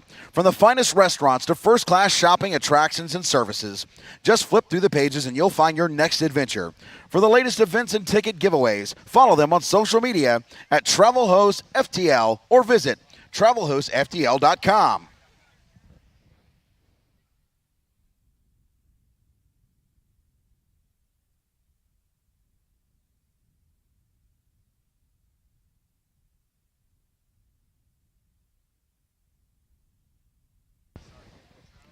Good afternoon, ladies and gentlemen, and welcome to today's performance by the United States Navy's 5th generation stealth fighter, the F-35C Lightning II. Lieutenant Commander Joe Calvi, call sign 811, will be at the controls for this performance as he demonstrates the incredible flying characteristics of this mighty warfighting machine. With over 12 years of military and civilian flying experience, 811 will be sure to put on a great show for you here today. As the Navy's only F-35C fleet replacement squadron, their mission is to train and equip Navy and Marine Corps fighter pilots and maintenance personnel to operate and sustain this joint strike fighter aircraft. VFA 125 received its first Lightning II in 2017 and has since trained over 150 pilots to fly the F-35C model, including the Navy's newest winged aviators. The F-35C is the Navy's variant of the Joint Strike Fighter. It is the only 5th generation aircraft in the Navy's inventory and combines stealth with sensor fusion to increase the lethality and survivability of the carrier air wing. The C model differs from other F-35 variants in its wider wings, increased fuel capability, added ailerons, and enhanced landing gear, all of which accommodate an often violent recovery on board aircraft carriers at sea. Like the F-A-18 Super Hornet, the F-35C launches from carrier using a catapult system and recovers via an arresting wire, decelerating from 150 miles per hour to a dead stop in under 2 seconds. Lieutenant Commander Calvin is now completing his final pre-performance checks before taking to the skies over Fort Lauderdale.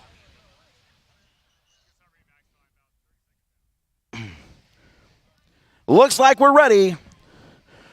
Direct your attention to show left as Lieutenant Commander Calvi engages full afterburner and accelerates in front of the crowd.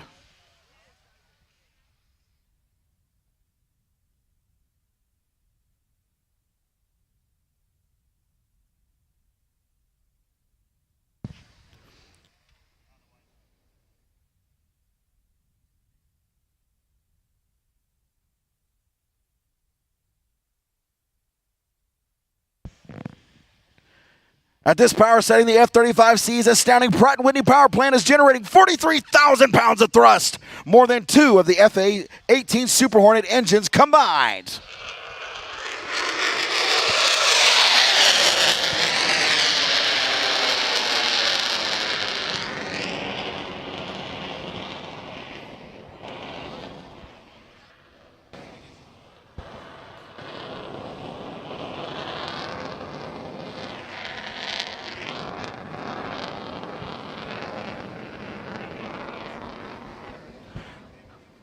Now, get your cameras ready and look to the right as 811 brings the F-35C in for a photo pass. Here you will hear and feel the thunder of his Pratt & Whitney engine as he passes show center at max afterburner. Take note of how smooth the aircraft cuts through the air as 811 provides you with a stellar planform view of this incredible stealth fighter. From the right, on the knife edge, the F-35C photo pass.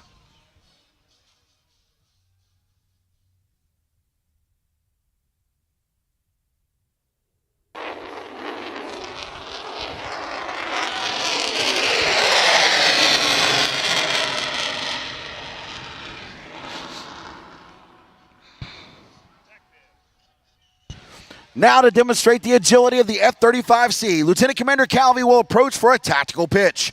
From a speed of 300 miles per hour, 811 will select full afterburner, rolling the aircraft into a 90-degree angle of bank turn, showcase the extreme handling characteristics of the F-35 at slow speed and high angles of attack. He will then climb into the vertical, demonstrating the sheer power of the Lightning II as he accelerates away from the ground. From the left, the F-35C Tactical Pitch.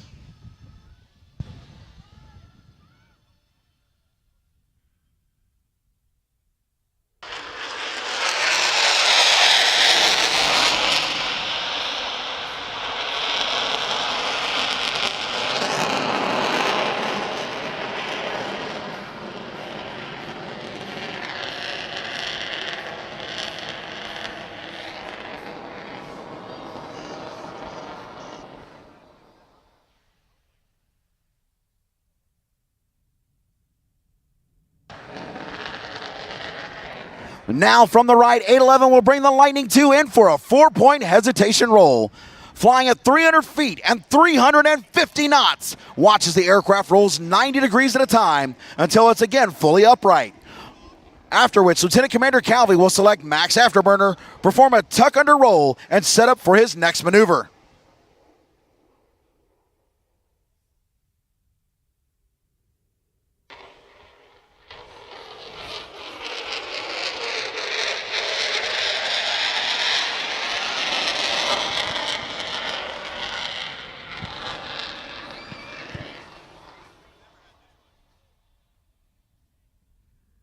All right, you're gonna want to get your cameras ready for this next pass.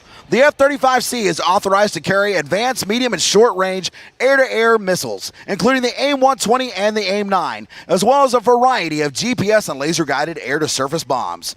To maintain its stealth profile, however, these weapons are carried inside 2 internal weapons bays. As Lieutenant Commander Calvi approaches from our left, he will cycle the weapons bay doors, giving you a rare look at where those bombs and missiles hide from the enemy. Ladies and gentlemen, take a look at the F-35 Bay weapons door pass.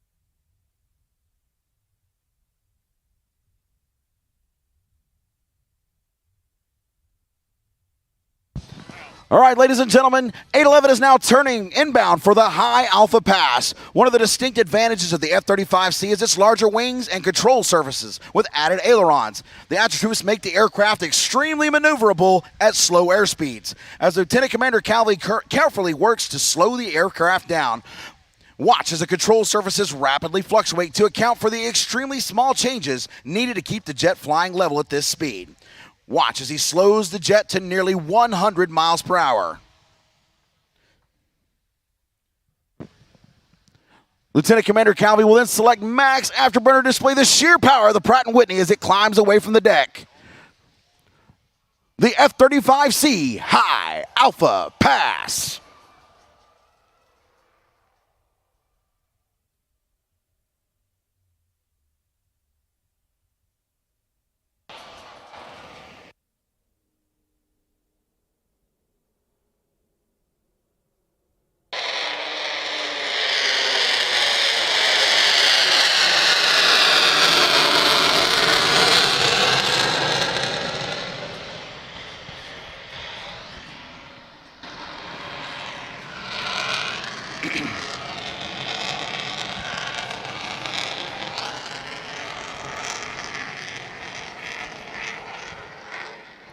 Next, look to your left as 811 brings the F-35C in for a carrier break at 500 feet and 500 knots. The carrier break is how fixed-wing aircraft enter the landing pattern at sea. After approaching the ship at a high rate of speed and executing a hard turn to deplete the aircraft of excess airspeed, 811 will lower the landing gear and go into his landing checks. Unlike regular aircraft where the pilot flares and lands as smooth as possible, the F-35C lands at approximately 750 feet per minute rate of descension.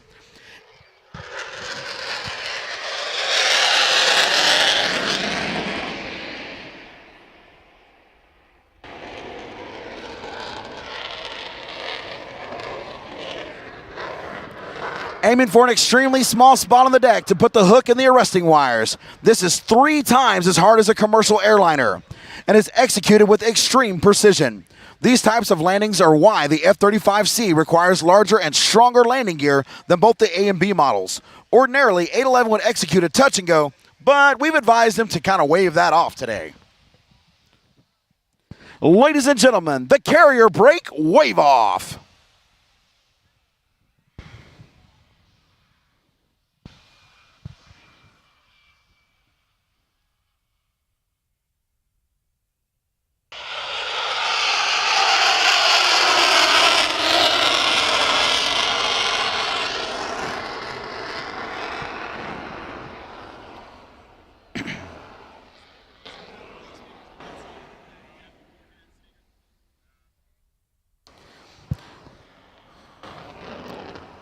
.811 will now set up for a high-speed pass, pulling 6 Gs to turn back towards the show line.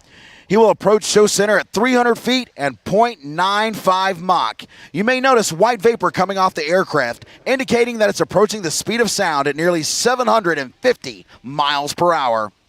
Lieutenant Commander Calvi must be careful not to exceed the speed of sound, as a sonic boom would shatter nearby windows and probably put Grandpa's pacemaker on the fritz again. The ability to ingress at low altitudes and higher speeds enables the aircrew to avoid detection and preserve the element of surprise.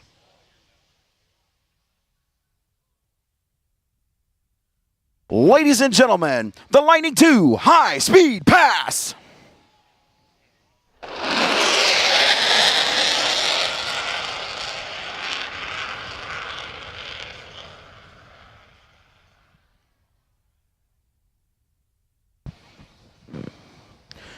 811 will now quickly reposition his aircraft for a minimum radius turn at show center. During this turn, he will be pressed into the seat with a force 7.5 times the force of gravity. To put that into perspective, during this maneuver, Lieutenant Commander Calvi's body will weigh close to 1,400 pounds. The F-35C execute an extremely tight turn to gain advantage on an adversary and to quickly point its nose at will during a dogfight engagement. In the full turn, the F-35C has a turn radius of less than 1,200 feet.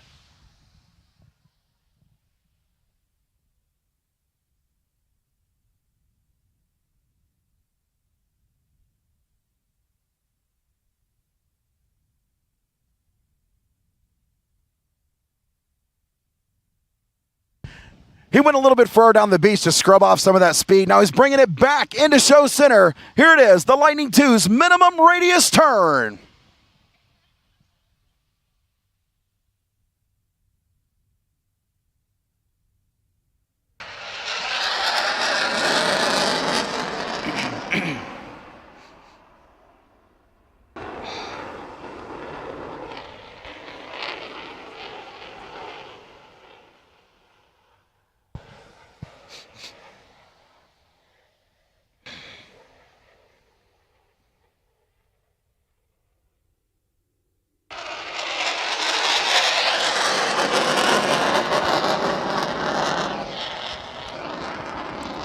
Lieutenant Commander Calvi is now positioning for his final maneuver for today's performance.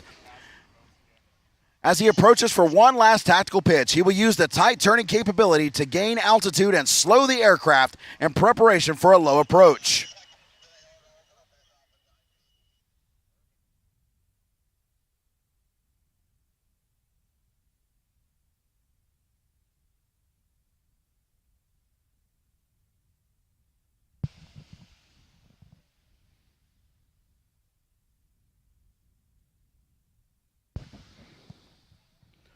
Ladies and gentlemen, from the right, the F-35C tactical pitch.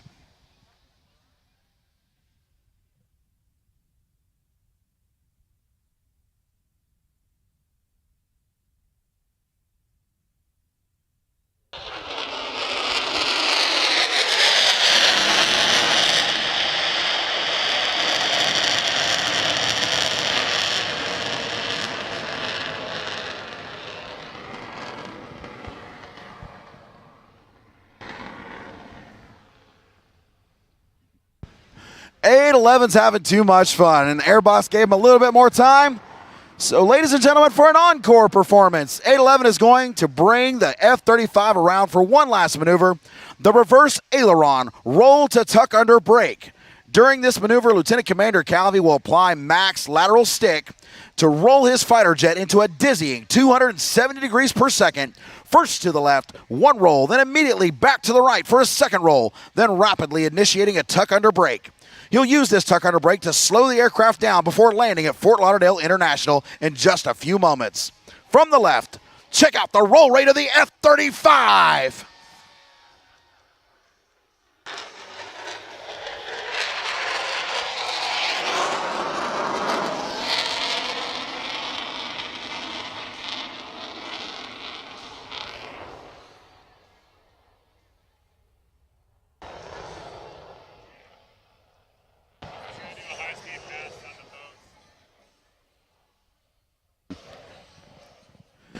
So if you look out over the water, you'll see a line of boats sitting out there. They can't come any closer to the shore. We have a sterile aerobatic box out there. The only boats allowed in there are marker boats and, of course, the Coast Guard, Sheriff's Department, and our rescue vehicles. So right now, 811 is going to turn that jet around. He's going to give those folks out there a high-speed pass as a thank you for showing up to support the 2022 Fort Lauderdale Air Show.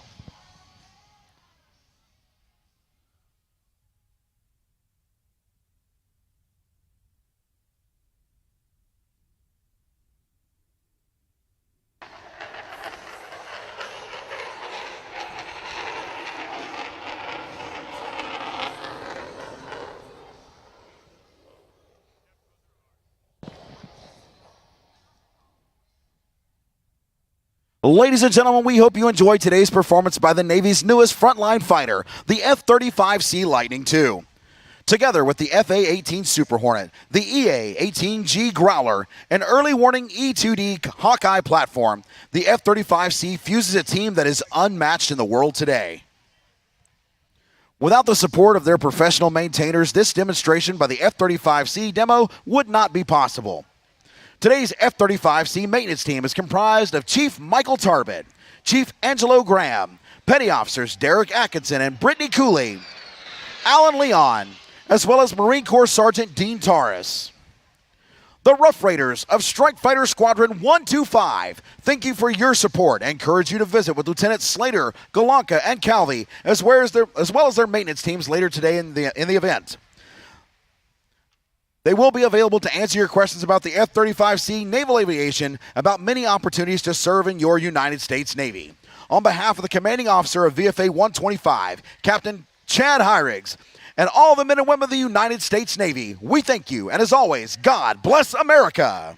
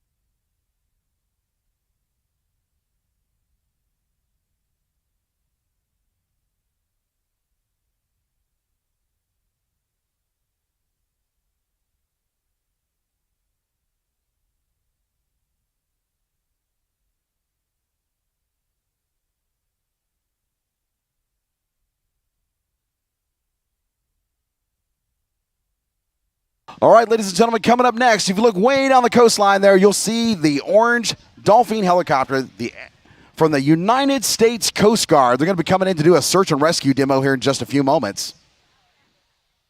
And after that, the FA-18 Super Hornet, the Rhino demo team, is once again going to fill the sky with some jet noise.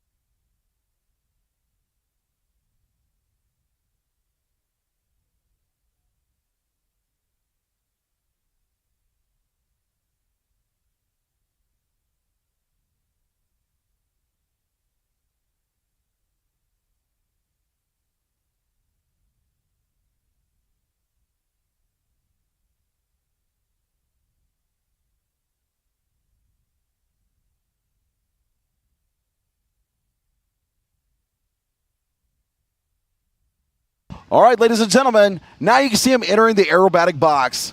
That orange helicopter, the Dolphin from Coast Guard Air Station Miami, is going to come to Show Center, and they are going to demonstrate exactly what you never want to see in real life.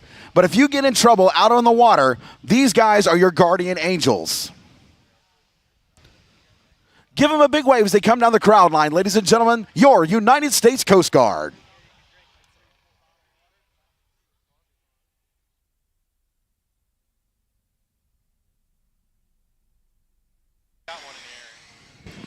All right, ladies and gentlemen, our friends at the FAA have advised me that if you have anything flying that's not part of our show, aka drones, kites, or anything like that, they will shut the show down. Not to mention the fact that you'll get to visit with the fine men and women of the Fort Lauderdale Police Department. This is a sterile area, and we have to have everything down out of the sky that is not part of our air show. So if you're flying something that doesn't need to be in the air right now, let's be sure and get that on the deck real quick.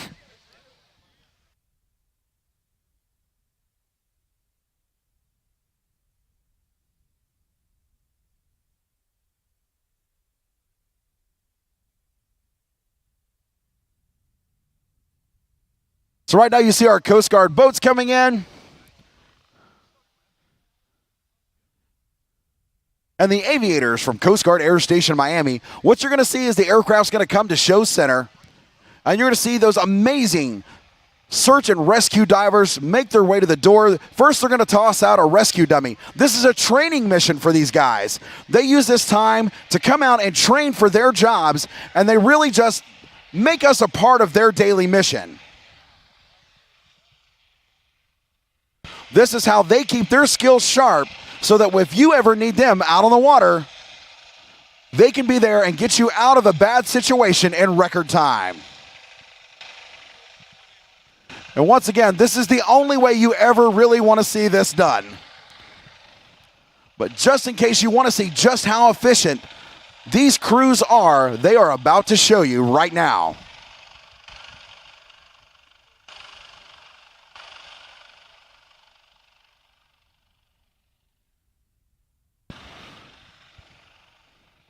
That is a deployed dummy. That's what they use to train for their missions.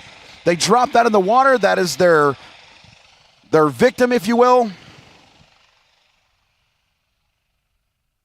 A person who's had a really rough day on the sea.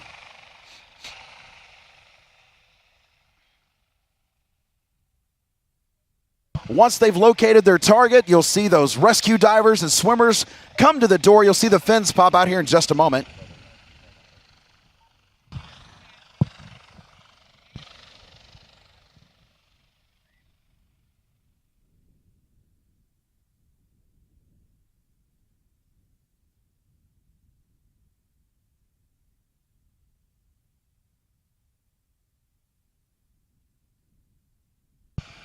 Right now, they have the rescue diver to the door.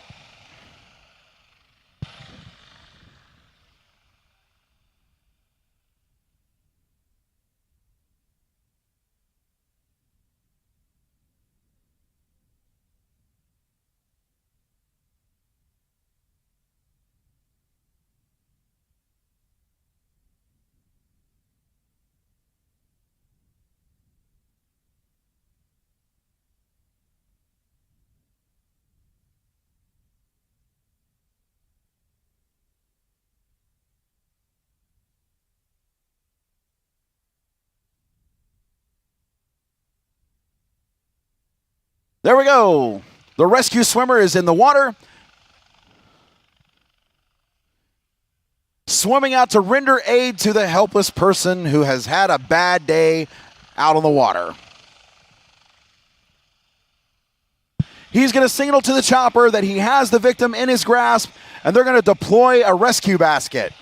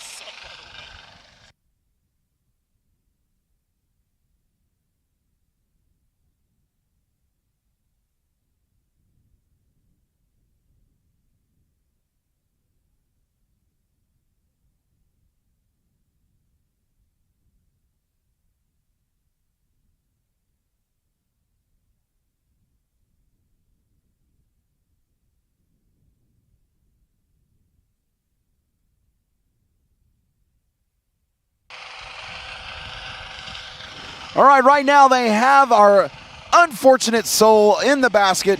Coming up to the helicopter, they're going to get him on board, get him stabilized, render whatever aid they need, and then they're going to come back and get the rescue diver. Our rescue swimmer has popped smoke so they don't lose his location. It can be very hard to see out there in the water.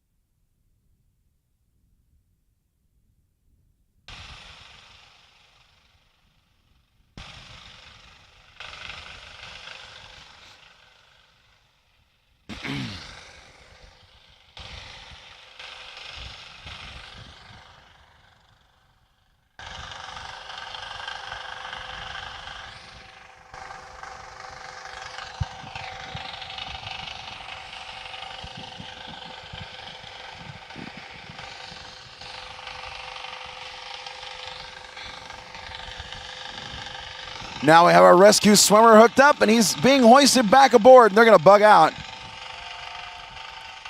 Make some noise. He can hear you out there. Maybe. How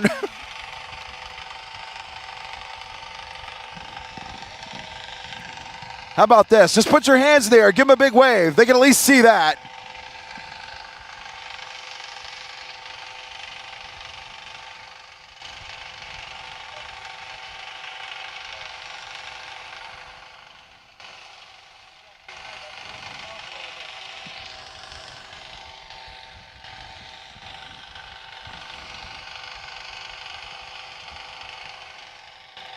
We really want to say thank you to the Coast Guard Air Station Miami for making it out here today and sharing their training mission with all of us.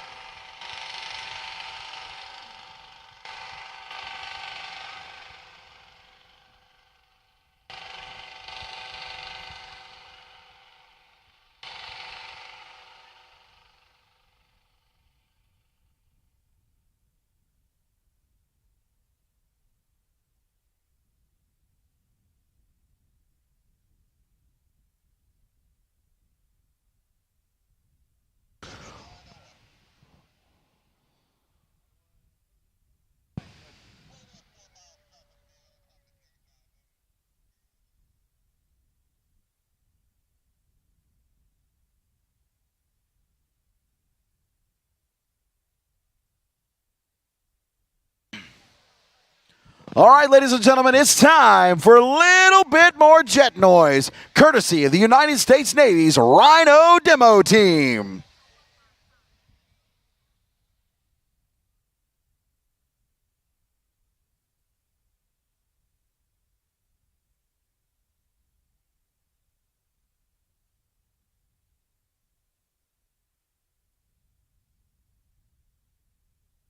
Before they come in, though, the United States Coast Guard is going to make a lap around the aerobatic box. They're going to come down the beach. And as they do, I would like for everybody to give it your all. Give it all you can. Get your arms way up in the air. Give them a big wave. Because the men and women of the United States Coast Guard, they have a tough job to do. And they patrol a lot of coastline in the United States of America. A lot of very large lakes. And they do a really hard job.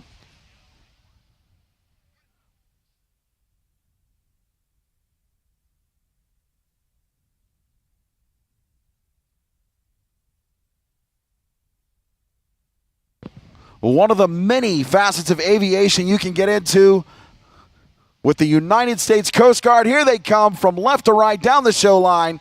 Ladies and gentlemen, get your hands in the air as they pass by.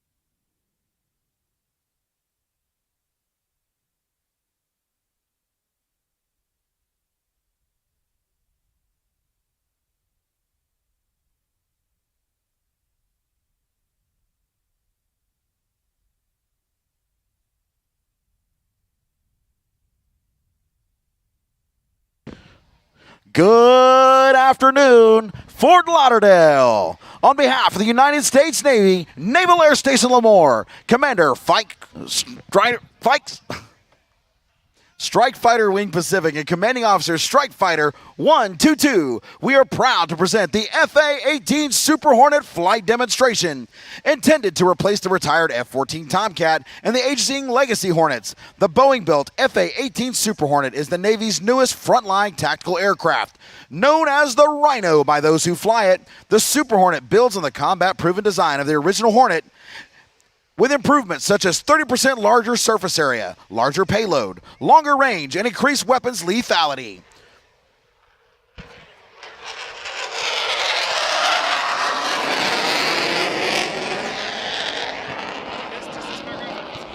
In today's demonstration, Lieutenant Sherwood, call sign Mana, Weapons System Officer, Lieutenant Yu, call sign HUDs, will demonstrate the incredible flight characteristics of the Super Hornet. Both aircrew have extensive combat experience and have flown numerous sorties in support of Operation Enduring Freedom and other combat operations around the globe. During the flight, they will experience G-force extremes from -3 to 8 times the normal force of gravity as they maneuver the aircraft to the edge of its operating envelope. Today's show will be performed at speeds as fast as 700 miles per hour and as slow as 100. Many of the maneuvers you will see here in today's demonstration, the aircraft's capabilities, tactical arena, and are employed during combat and training flights.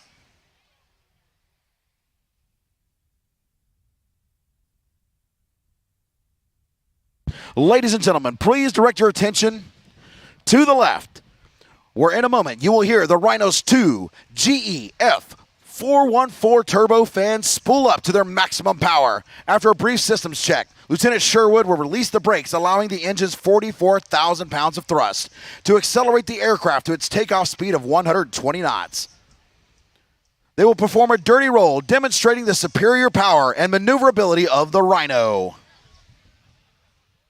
Ladies and gentlemen, from the left, the Rhino dirty roll.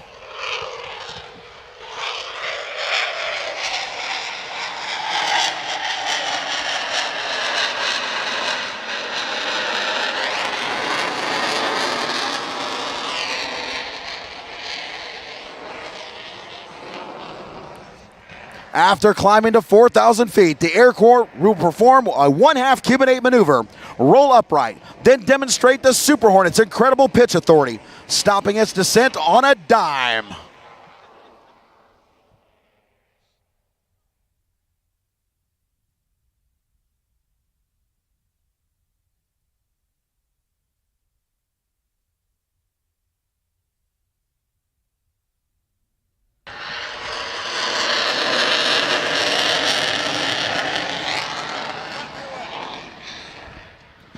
The Super Hornet is unique in its ability to operate at slow speeds and high angles of attack. The superior flight control computers allow the pilot to position the aircraft when and where he needs to.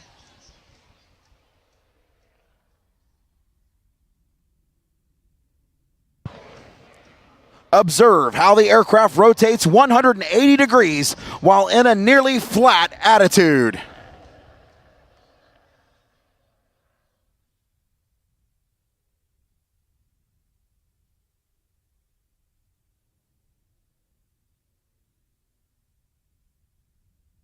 The Super Hornet's engines produce over 44,000 pounds of thrust in full afterburner. This allows the aircraft to sustain 8 times the force of gravity in a turn radius of less than 1,500 feet. Whether in a dogfight or avoiding surface-to-air missiles, the ability of the Super Hornet to turn in very tight spaces gives it a tremendous tactical advantage. Ladies and gentlemen, watch as the aircraft enters and rolls into a 90-degree angle of bank and demonstrates the Super Hornet minimum radius to vertical tail stand.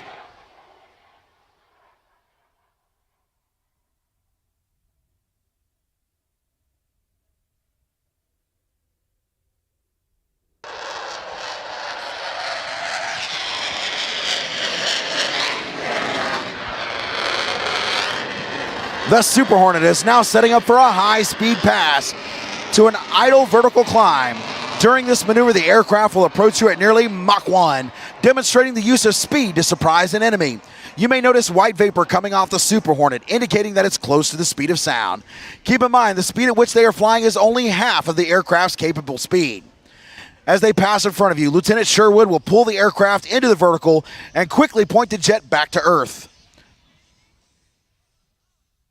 I direct your attention to the right as the Super Hornet approaches, accelerating towards the speed of sound. Ladies and gentlemen, the Super Hornet high speed pass.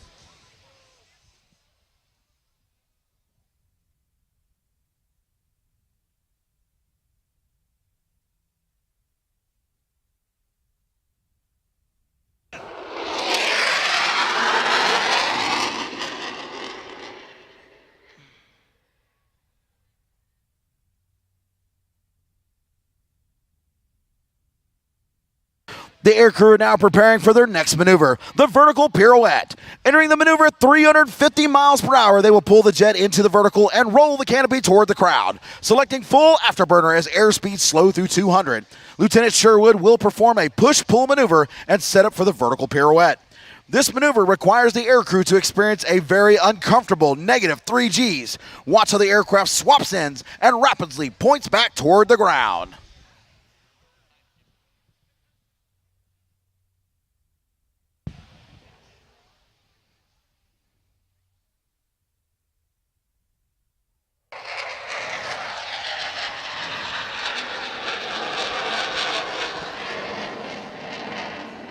Ladies and gentlemen, the Super Hornet vertical pirouette.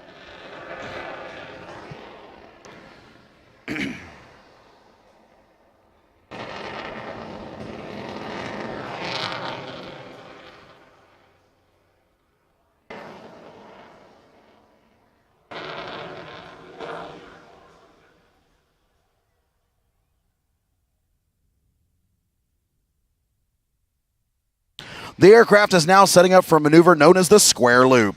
Selecting afterburner as the jet approaches show center, Lieutenant Sherwood will rapidly reposition the nose 4 times while flying in a square path through the sky.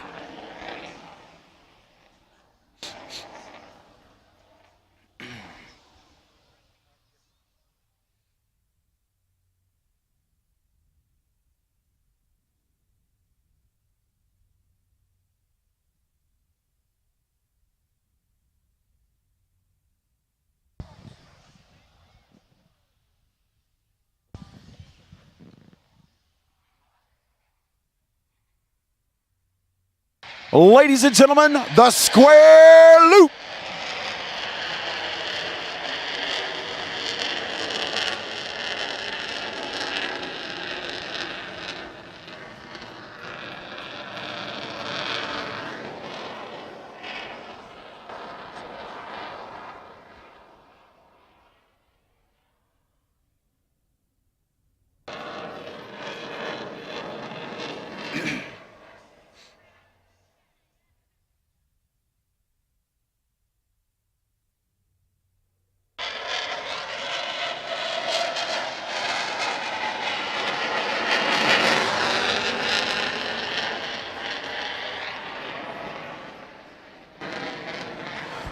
The next maneuver is an aircrew favorite. As the Rhino approaches from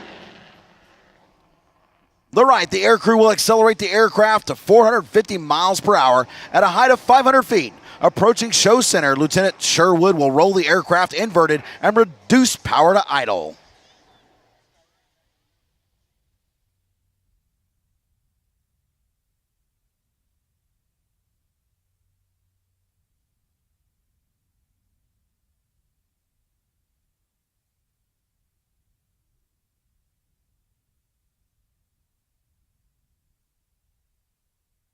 Ladies and gentlemen, the Rhino Demo Inverted Whisper Pass.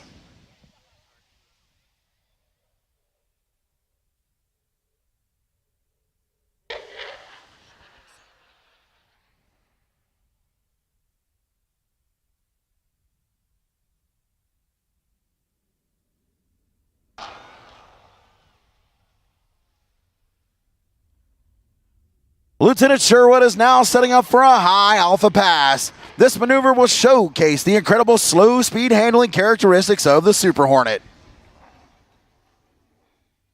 Sometimes the aircraft with the ability to fly the slowest will have the advantage in air-to-air combat, as a potential adversary may be forced to fly in front of the fighter. Few other aircraft in the world would attempt to maneuver at this slowest speed at this nose attitude. The 40,000-pound FA-18 Super Hornet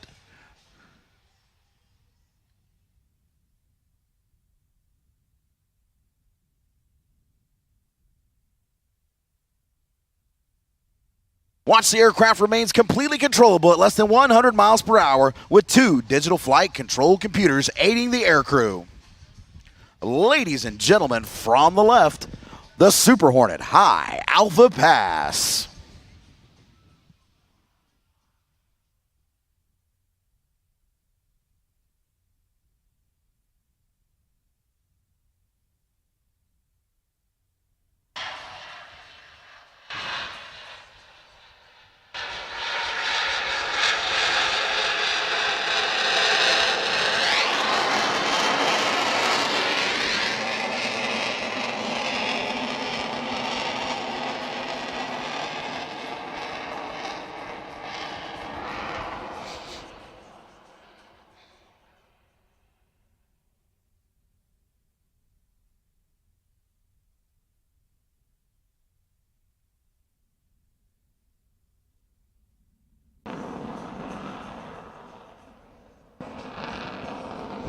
Ladies and gentlemen, now watch as Lieutenant Sherwood and Lieutenant Yu roll the jet and point right back the Earth, settling in for the next maneuver.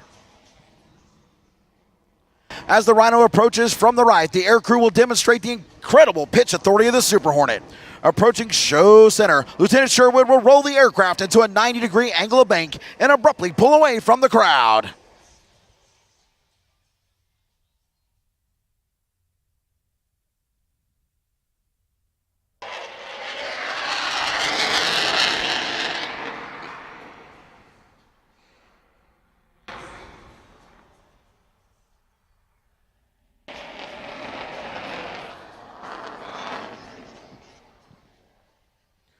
Lieutenant Sherwood is now setting up for a touch-and-go landing.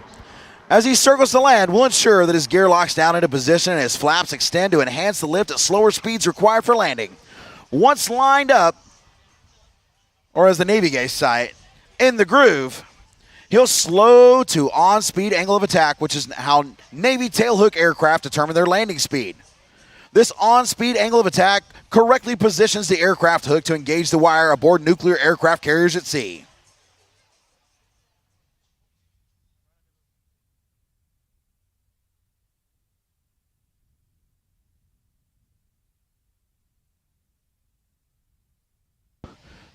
A little bit of a change of plan. The Rhino Demo is going to bug out. They're going to join up with the A-1 Skyraider for the United States Navy's Legacy flight.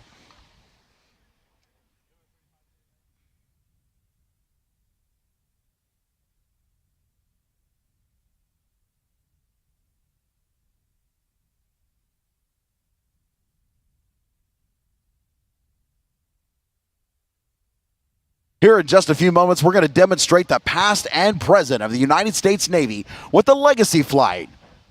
Joining the FA-18 Super Hornet today is going to be the A-1 Skyraider from Cavanaugh Flight Museum in Dallas, Texas, piloted by Stuart Milson. The Cavanaugh Flight Museum is also the owner of the amazing P-51D that we saw fly in the Air Force Heritage Flight earlier in the show. And pilot Stuart Milson flew both aircraft for both demonstrations. That guy's had a busy day today.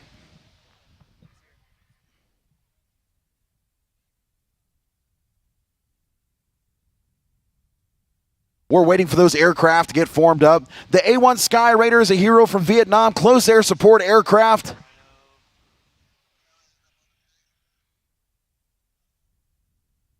The Sky Raider's taken off from Fort Lauderdale International Airport, and they're joining up with the F-18 Super Hornet behind the crowd right now.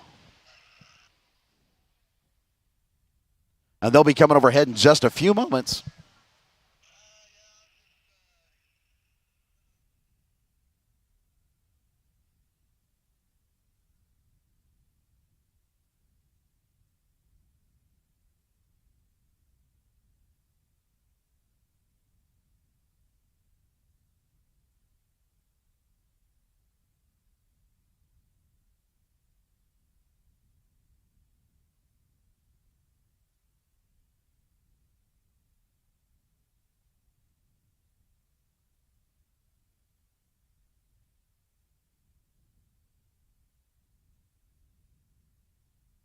Looks like the join-up is almost complete. I see the A-1 Sky Raider coming in underneath the Super Hornet right now. You'll be able to hear that as it comes behind the crowd.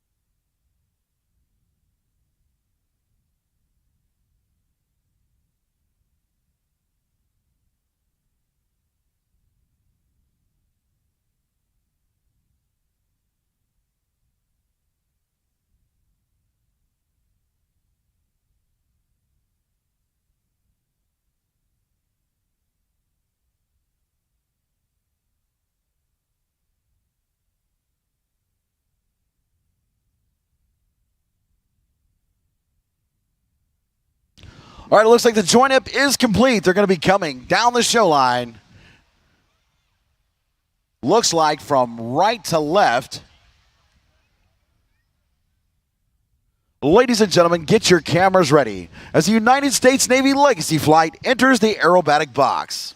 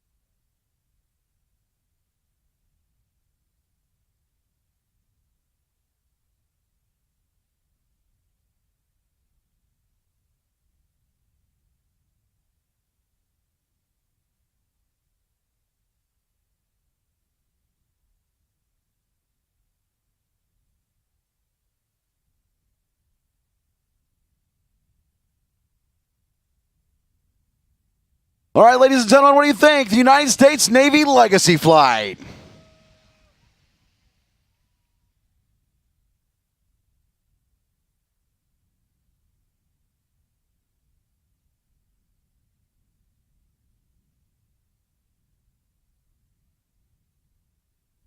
Are we rolling?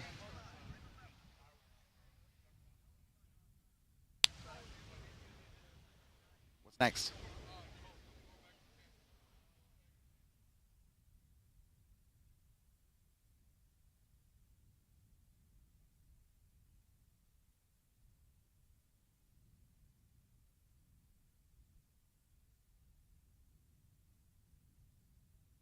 All right. Thanks, bud. Hey,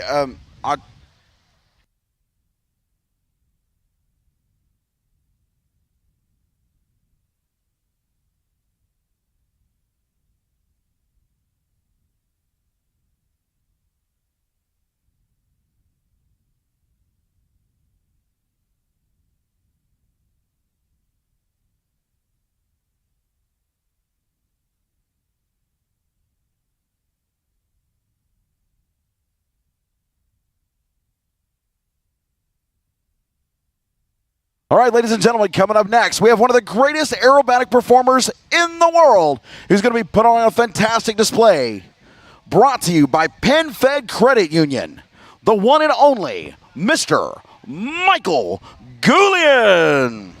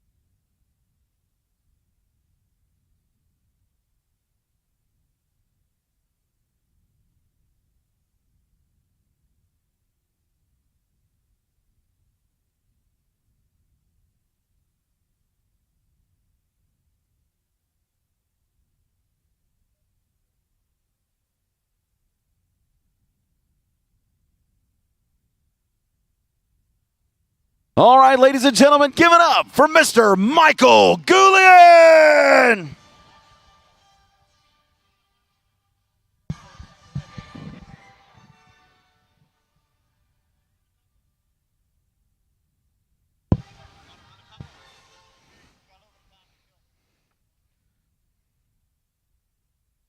All right, I'm told that's it. There's actually no more of the air show. Wait, what?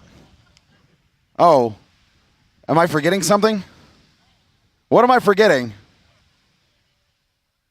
What is that? The Thunderbirds. Never heard of them. Are you guys ready? All right, we're going to have to wait a few more minutes. Everybody, we want to thank you guys for coming out today. We've had an amazing show. The weather has been awesome this weekend. And we want to thank the folks who made it possible for us to come out here and put on this amazing event. I really do. I hope everybody's had a great time. I know I have. I know our staff has. They've put in a lot of hard work, months and months of effort go into this. Be sure and thank all of our volunteers that you see them out here. These guys come out here and they work their butts off. But we want to thank the Pelican Grand Beach Resort, Symmetry Fitness, Blue Tide Marine. Blue Tide Marine is a veteran-owned company providing innovative solutions to your unique maritime and aviation needs. Proud to be a part of this year's air show with their yacht support vessel at Show Center display. Check out BTM's Oceanus 5. We want to thank Flex Seal, PDQ, Jetscape. Do you own or charter a private aircraft? Visit Jetscape's Business Aviation Terminal at Fort Lauderdale Hollywood International Airport. Jetscape provides services for general, business, and commercial aviation traffic, aircraft fueling, aircraft storage, and concierge services 24/7. Jetscape is a proud sponsor of the Fort Lauderdale Air Show. We look forward to your arrival, and thank you to B. Lilly Productions for putting on a great event. We also want to thank Tropic Ocean Airways. Tropic Ocean Airways is the fastest growing amphibious airline based right here in Fort Lauderdale. Since 2011, they have been the premier last-mile solution connecting passengers with destinations best accessed by air and sea in Florida, the Northeast, and the Bahamas. Tropic Ocean Airways was founded by Fort Lauderdale native and former Navy fighter pilot Ram Ciravolo. With safety at the company's core, Tropic raises the bar by operating with standard two-pilot crew on its fleet of 14 Cessna Caravans. To learn more, visit flytropic.com.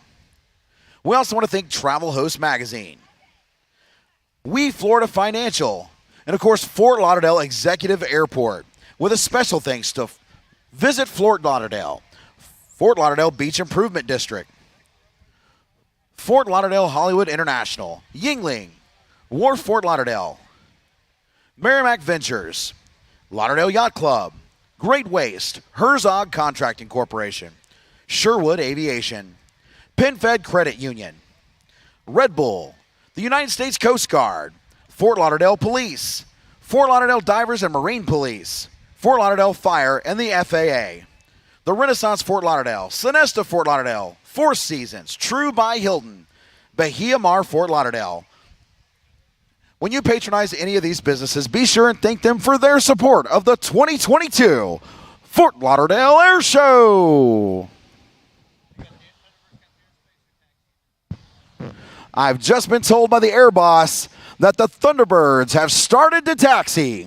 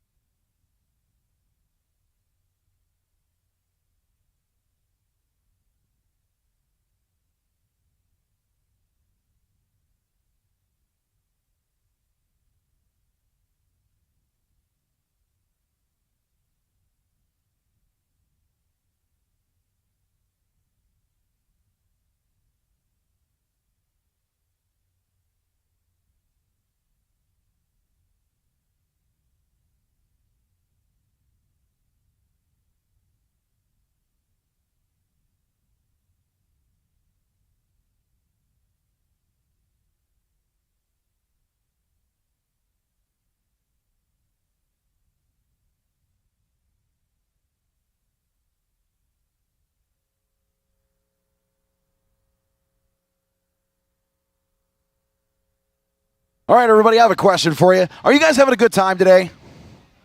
Have you enjoyed the show so far? This is just stop one on a 6-city tour of the Air Show live tour here in Fort Lauderdale. An Air Show is a great reason to plan a trip to one of our world-class destinations, whether you love the big city, the beach. You know what? The music's telling me it's time to turn it over to the Thunderbirds.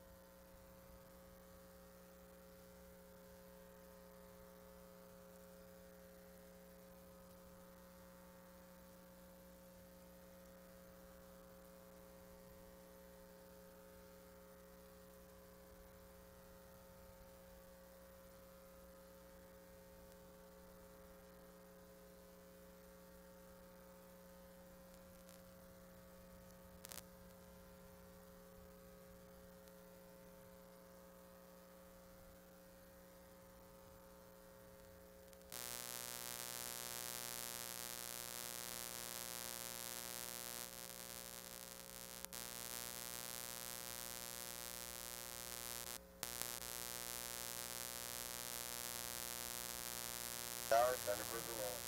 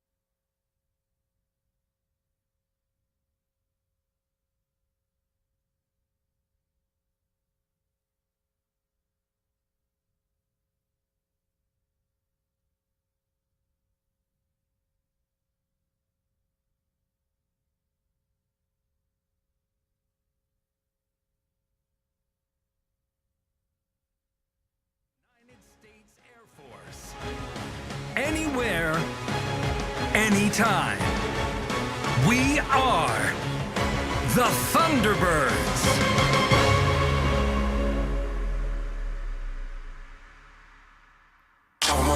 Wet 'em up, set 'em up, eat 'em up, break it down, serve it up, swing around.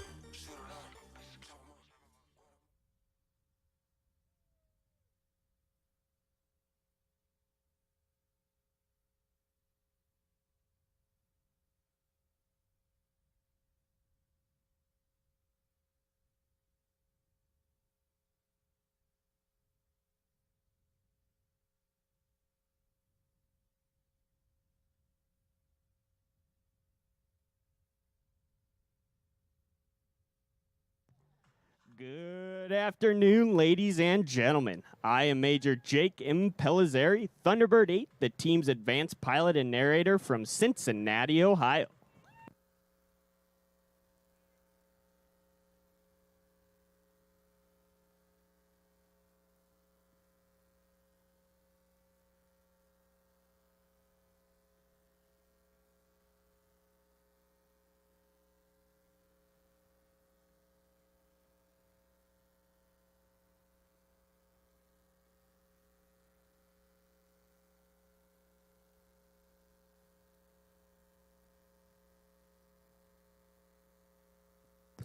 All right, Fort Lauderdale, stand tall as America's ambassadors in blue. Open with a tribute to the greatest nation on earth, America's own, your 2022 United States Air Force Air Demonstration Squadron, known to all the world as the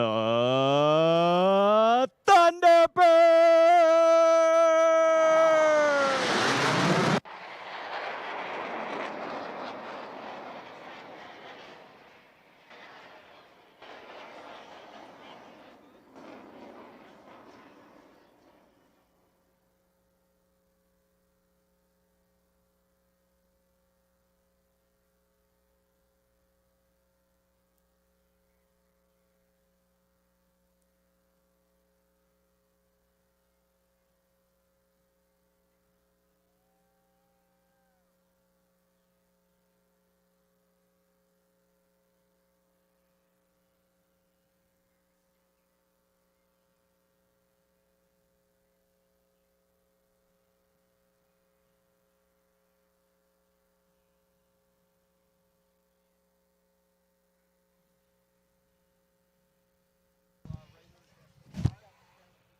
In 1954, the first solo pilot made their debut on the Thunderbirds, and in 1962, the opposing solo was added. Now check 6 and welcome our current solo pilots, Thunderbird 5, Major Kyle Oliver, and Thunderbird 6, Captain Daniel Katz, as they approach from behind and overhead to execute the ever-inspiring crossover break.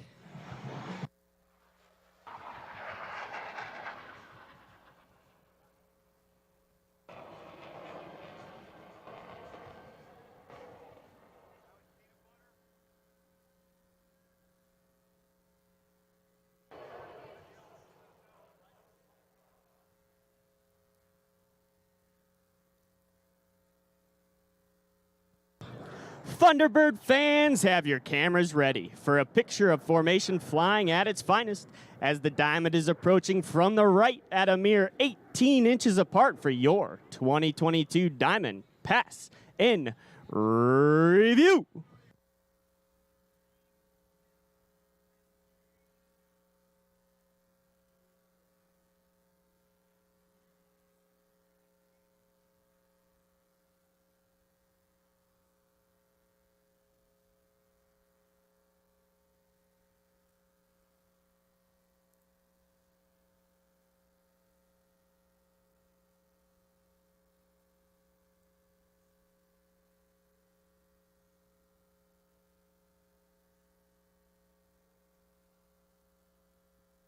Now watch from your left as Thunderbird 5 displays the historic Thunderbird emblem on the bottom of his aircraft with the knife edge pass.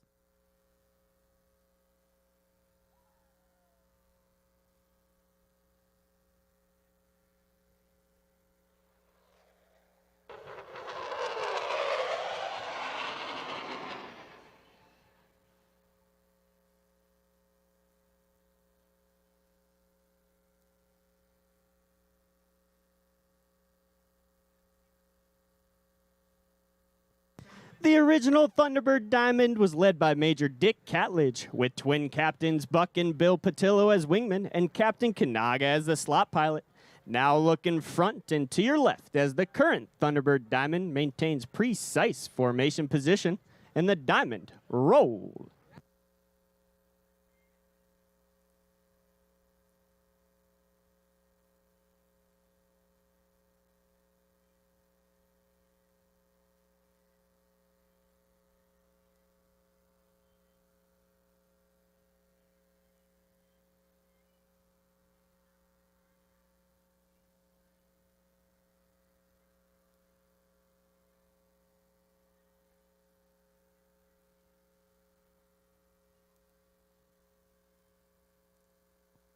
As we fly for you today, we are proud to represent America's Air Force. We are the most lethal Air Force on the planet.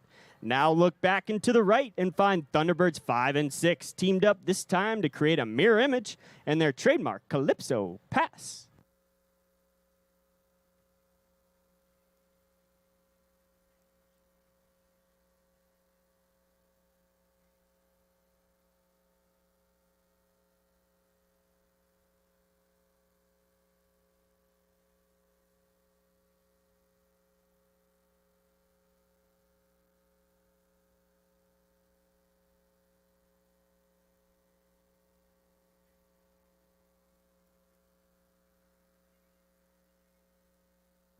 Ladies and gentlemen, the Diamond is approaching from behind and to your left in the tight echelon formation.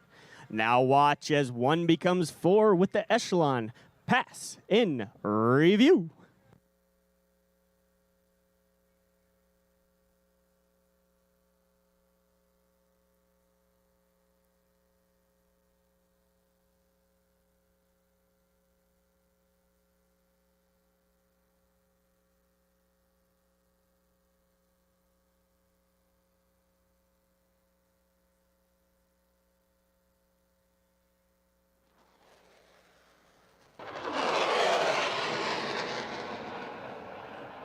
Surprise, Fort Lauderdale. That was Thunderbird 6 sneaking up on you with the sound of freedom.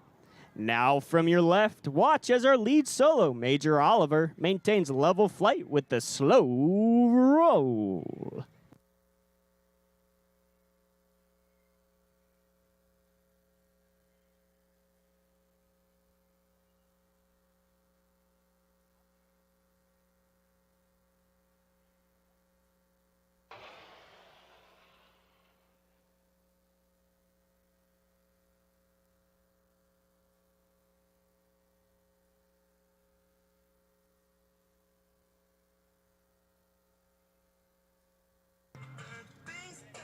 Inbound from the right, Captain Katz will demonstrate the extraordinary roll performance of the F-16 with 4 consecutive aileron rolls.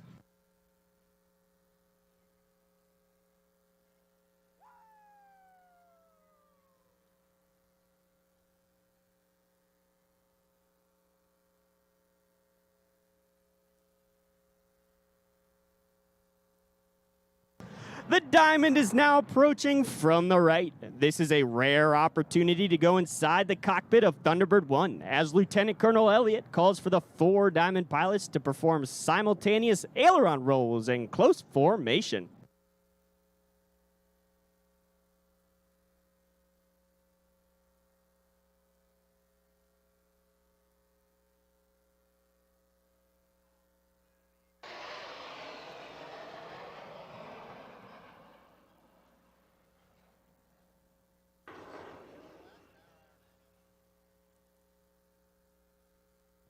From your right, Major Oliver, and from your left, Captain Katz, inbound for show center at a closing speed of nearly 1,000 miles per hour. Before passing, they'll bank sharply, narrowly avoiding each other for the opposing knife edge.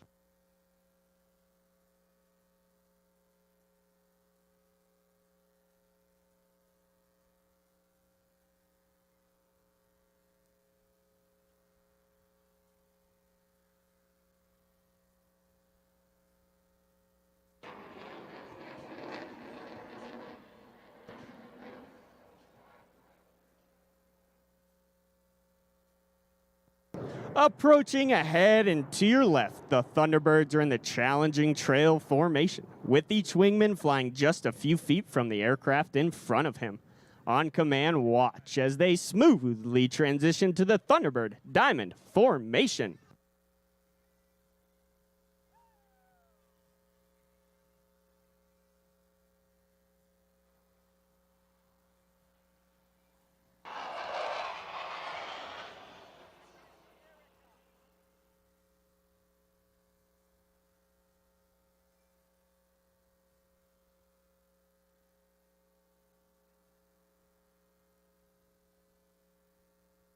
Our two solo pilots have positioned themselves on opposite ends of the show line to cross the show center for the inverted pass, a difficult maneuver made even more challenging since Thunderbird 5 is approaching upside down.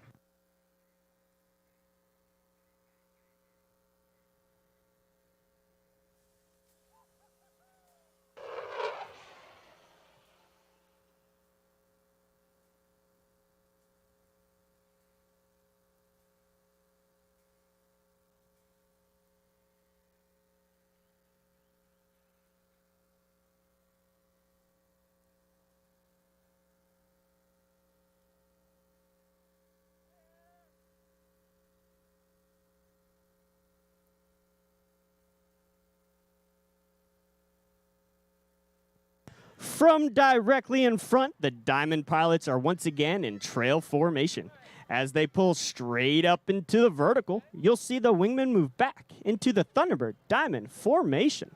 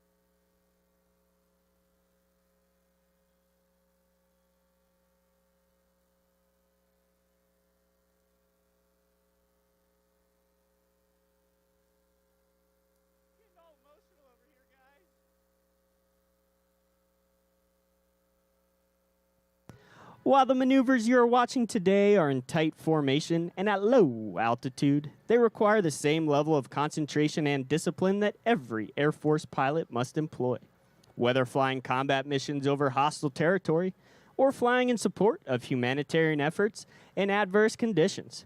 Now watch as Thunderbird 5 completes his rejoin with the Diamond to perform the low bomb burst.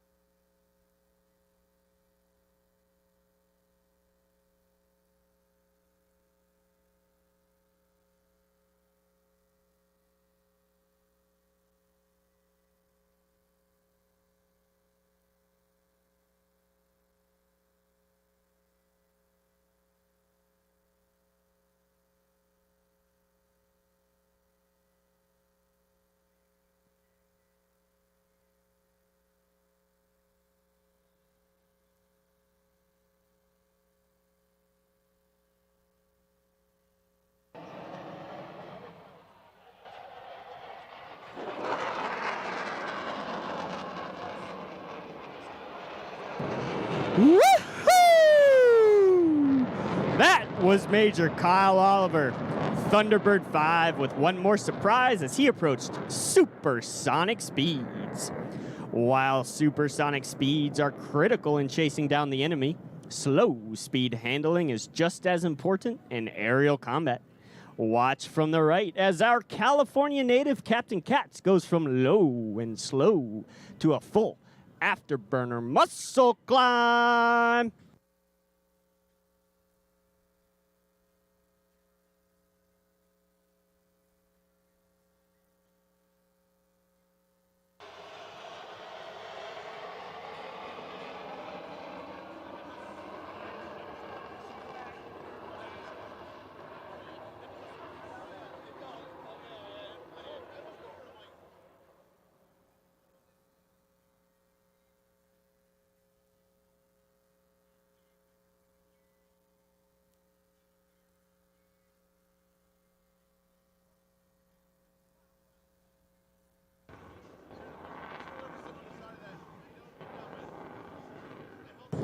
Watch as Thunderbird 5 rejoins with the diamond to the right as this familiar formation emerges from the smoke to perform the 5-card loop.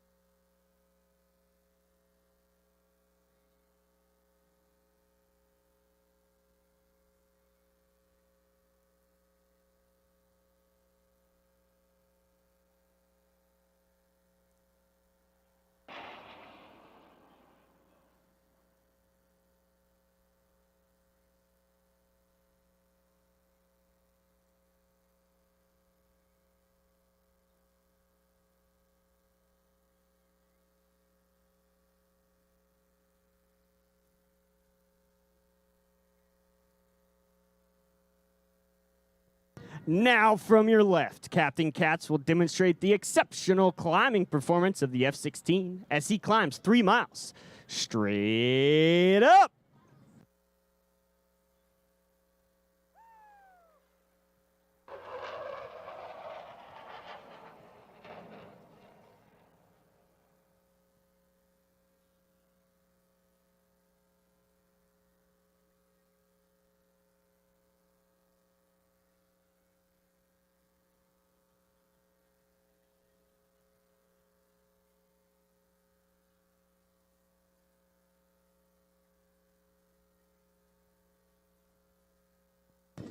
Ladies and gentlemen, the Thunderbirds would like to dedicate this next pass to all the families here today whose loved ones are deployed around the globe in defense of our freedoms.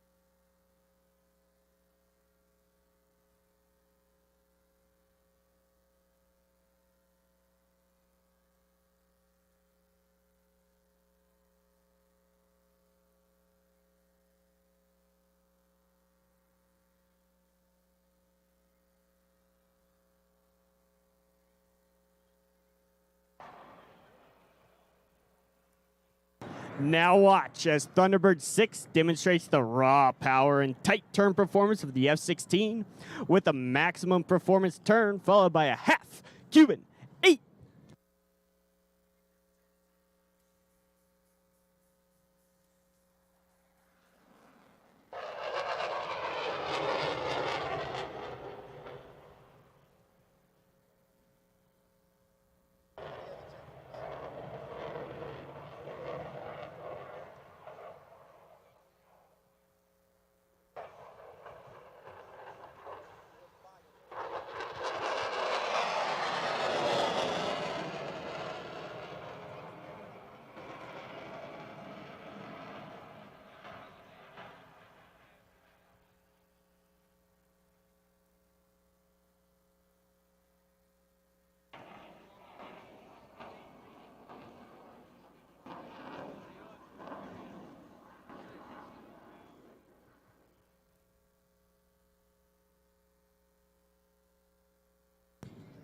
Now look behind and to your right for precision flying under G with the Diamond Burner 360.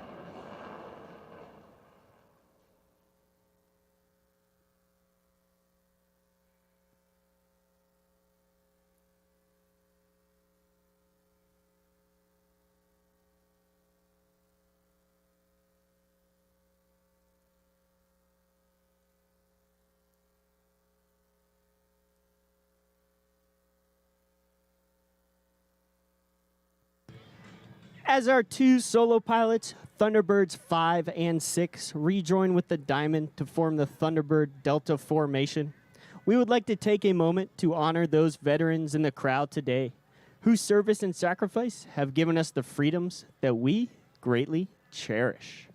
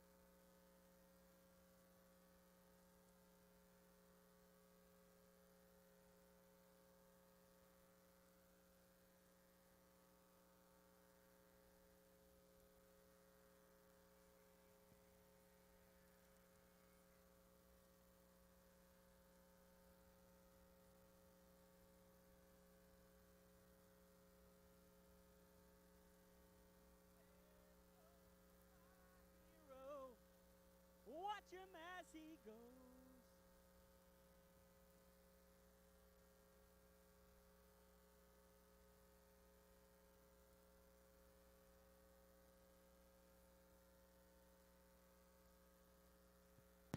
Now watch as Lieutenant Colonel Elliott repositions the Delta formation for the Delta roll. As you take time to watch the precision required to maneuver 6 F-16s as one formation, let that serve as a reminder of not just the teamwork, but also the dedication and commitment that makes our team and the United States Air Force the most capable and credible force on the planet.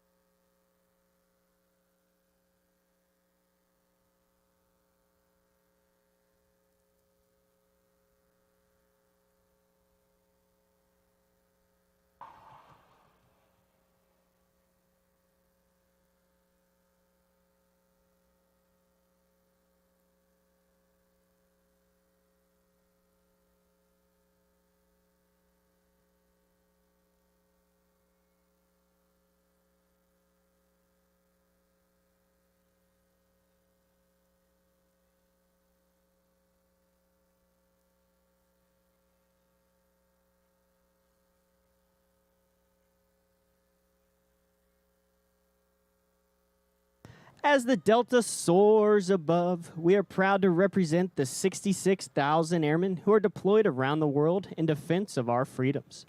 While our airmen, guardians, soldiers, sailors, coasties, and Marines risk their lives every day to fight for our democracy, It is the families that stay behind who are the silent heroes of our military.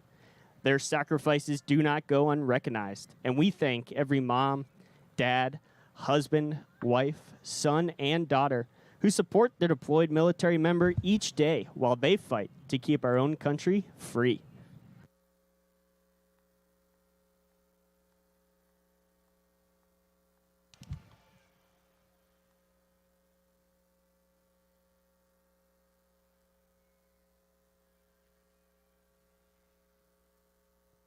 Now, from your right, watch the formation of 6 F-16s precisely maneuver, showcasing teamwork at its finest for the Delta formation loop.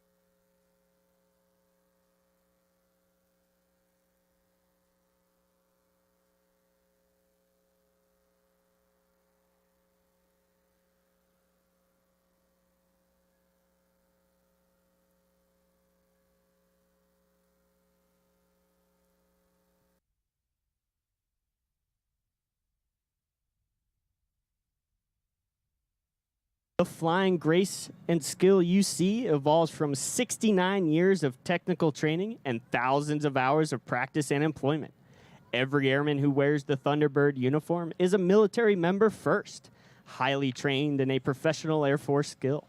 As airmen first, Thunderbirds use years of on-the-job training to provide consistent and credible global vigilance, global reach, and global power, giving a critical edge to today's joint warfighting and coalition teams. Wherever they have been before, and wherever they go after their time on the team, the Thunderbirds are airmen first and airmen always, faithfully and professionally representing their brothers and sisters in arms, who are providing unrivaled air, space, and cyber dominance around the globe.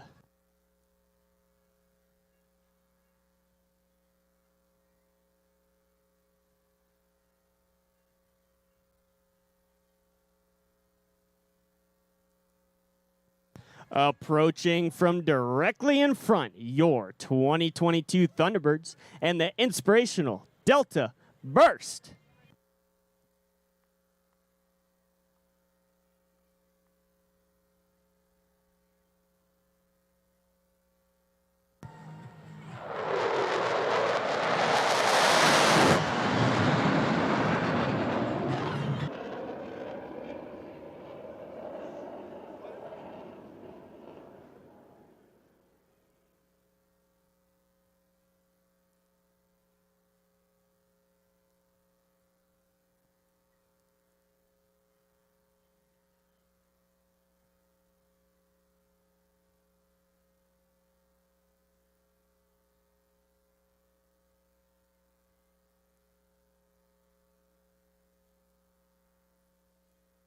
Our solo pilots are approaching for their final high-speed head-on pass. As they cross that show center, watch for them to climb sharply, then reverse course in a split S maneuver to cross again with a knife-edge pass. Let's go inside the cockpit and listen as they execute this breathtaking maneuver.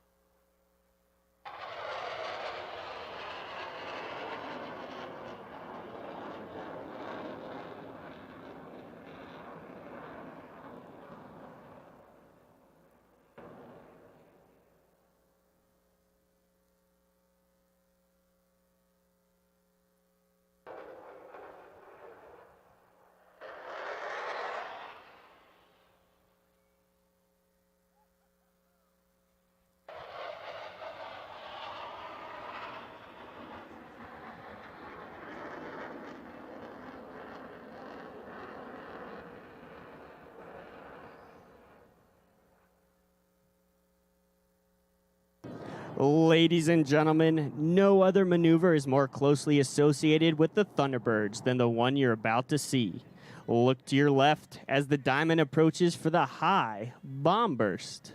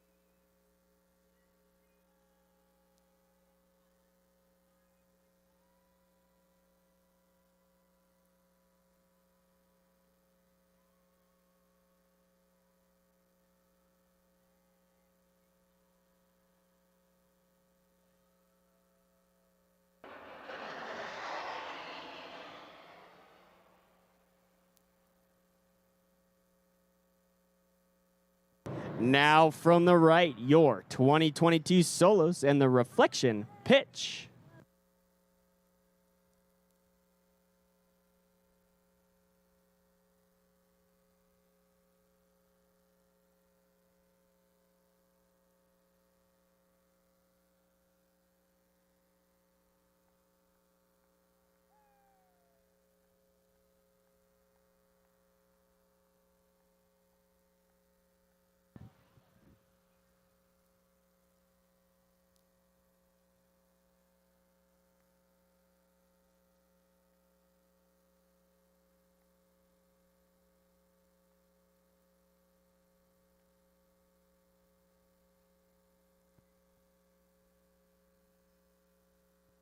As your Thunderbirds reposition for one final pass, we hope you have found today's performance inspirational. It is the culmination of hundreds of hours of training and preparation, representing the unparalleled devotion to duty of every combat airman in your Air Force. We encourage those young people in the audience today to dream big, choose integrity, to serve their communities and families, and surround themselves with excellence.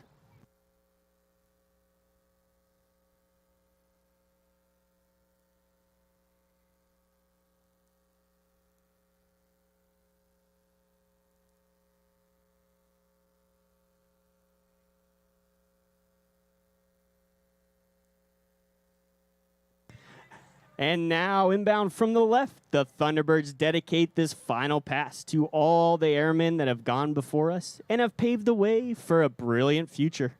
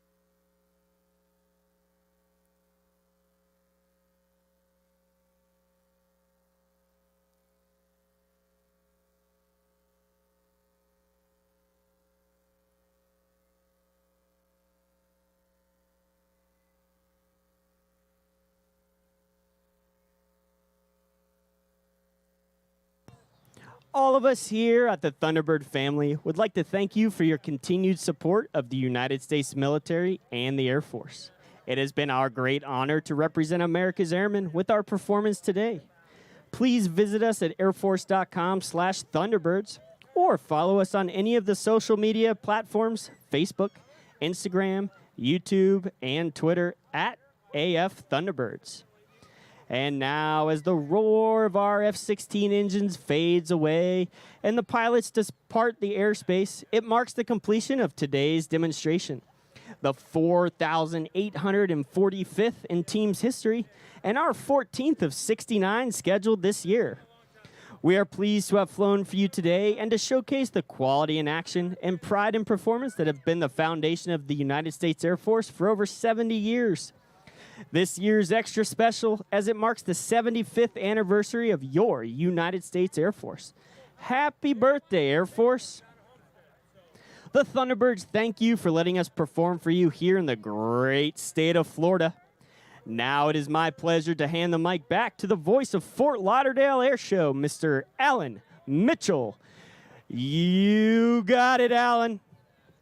Thank you, Primo. Ladies and gentlemen, one more time for your United States Air Force Thunderbirds.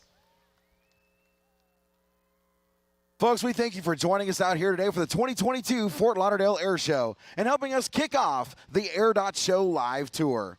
Before we go, I have a few housekeeping items I want to ask you to do. If you have one of those red or blue Air.Show live chairs, be sure and pick that up and drop it off at the entrance in the section that you came in.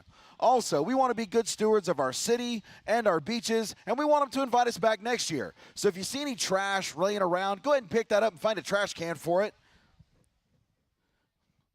Other than that, for the Air Boss Wayne Boggs, my name is Alan Mitchell. It's been my great honor to be your host for this weekend's amazing air show. Thank you, and enjoy the rest of your time here on the beach with us in Fort Lauderdale.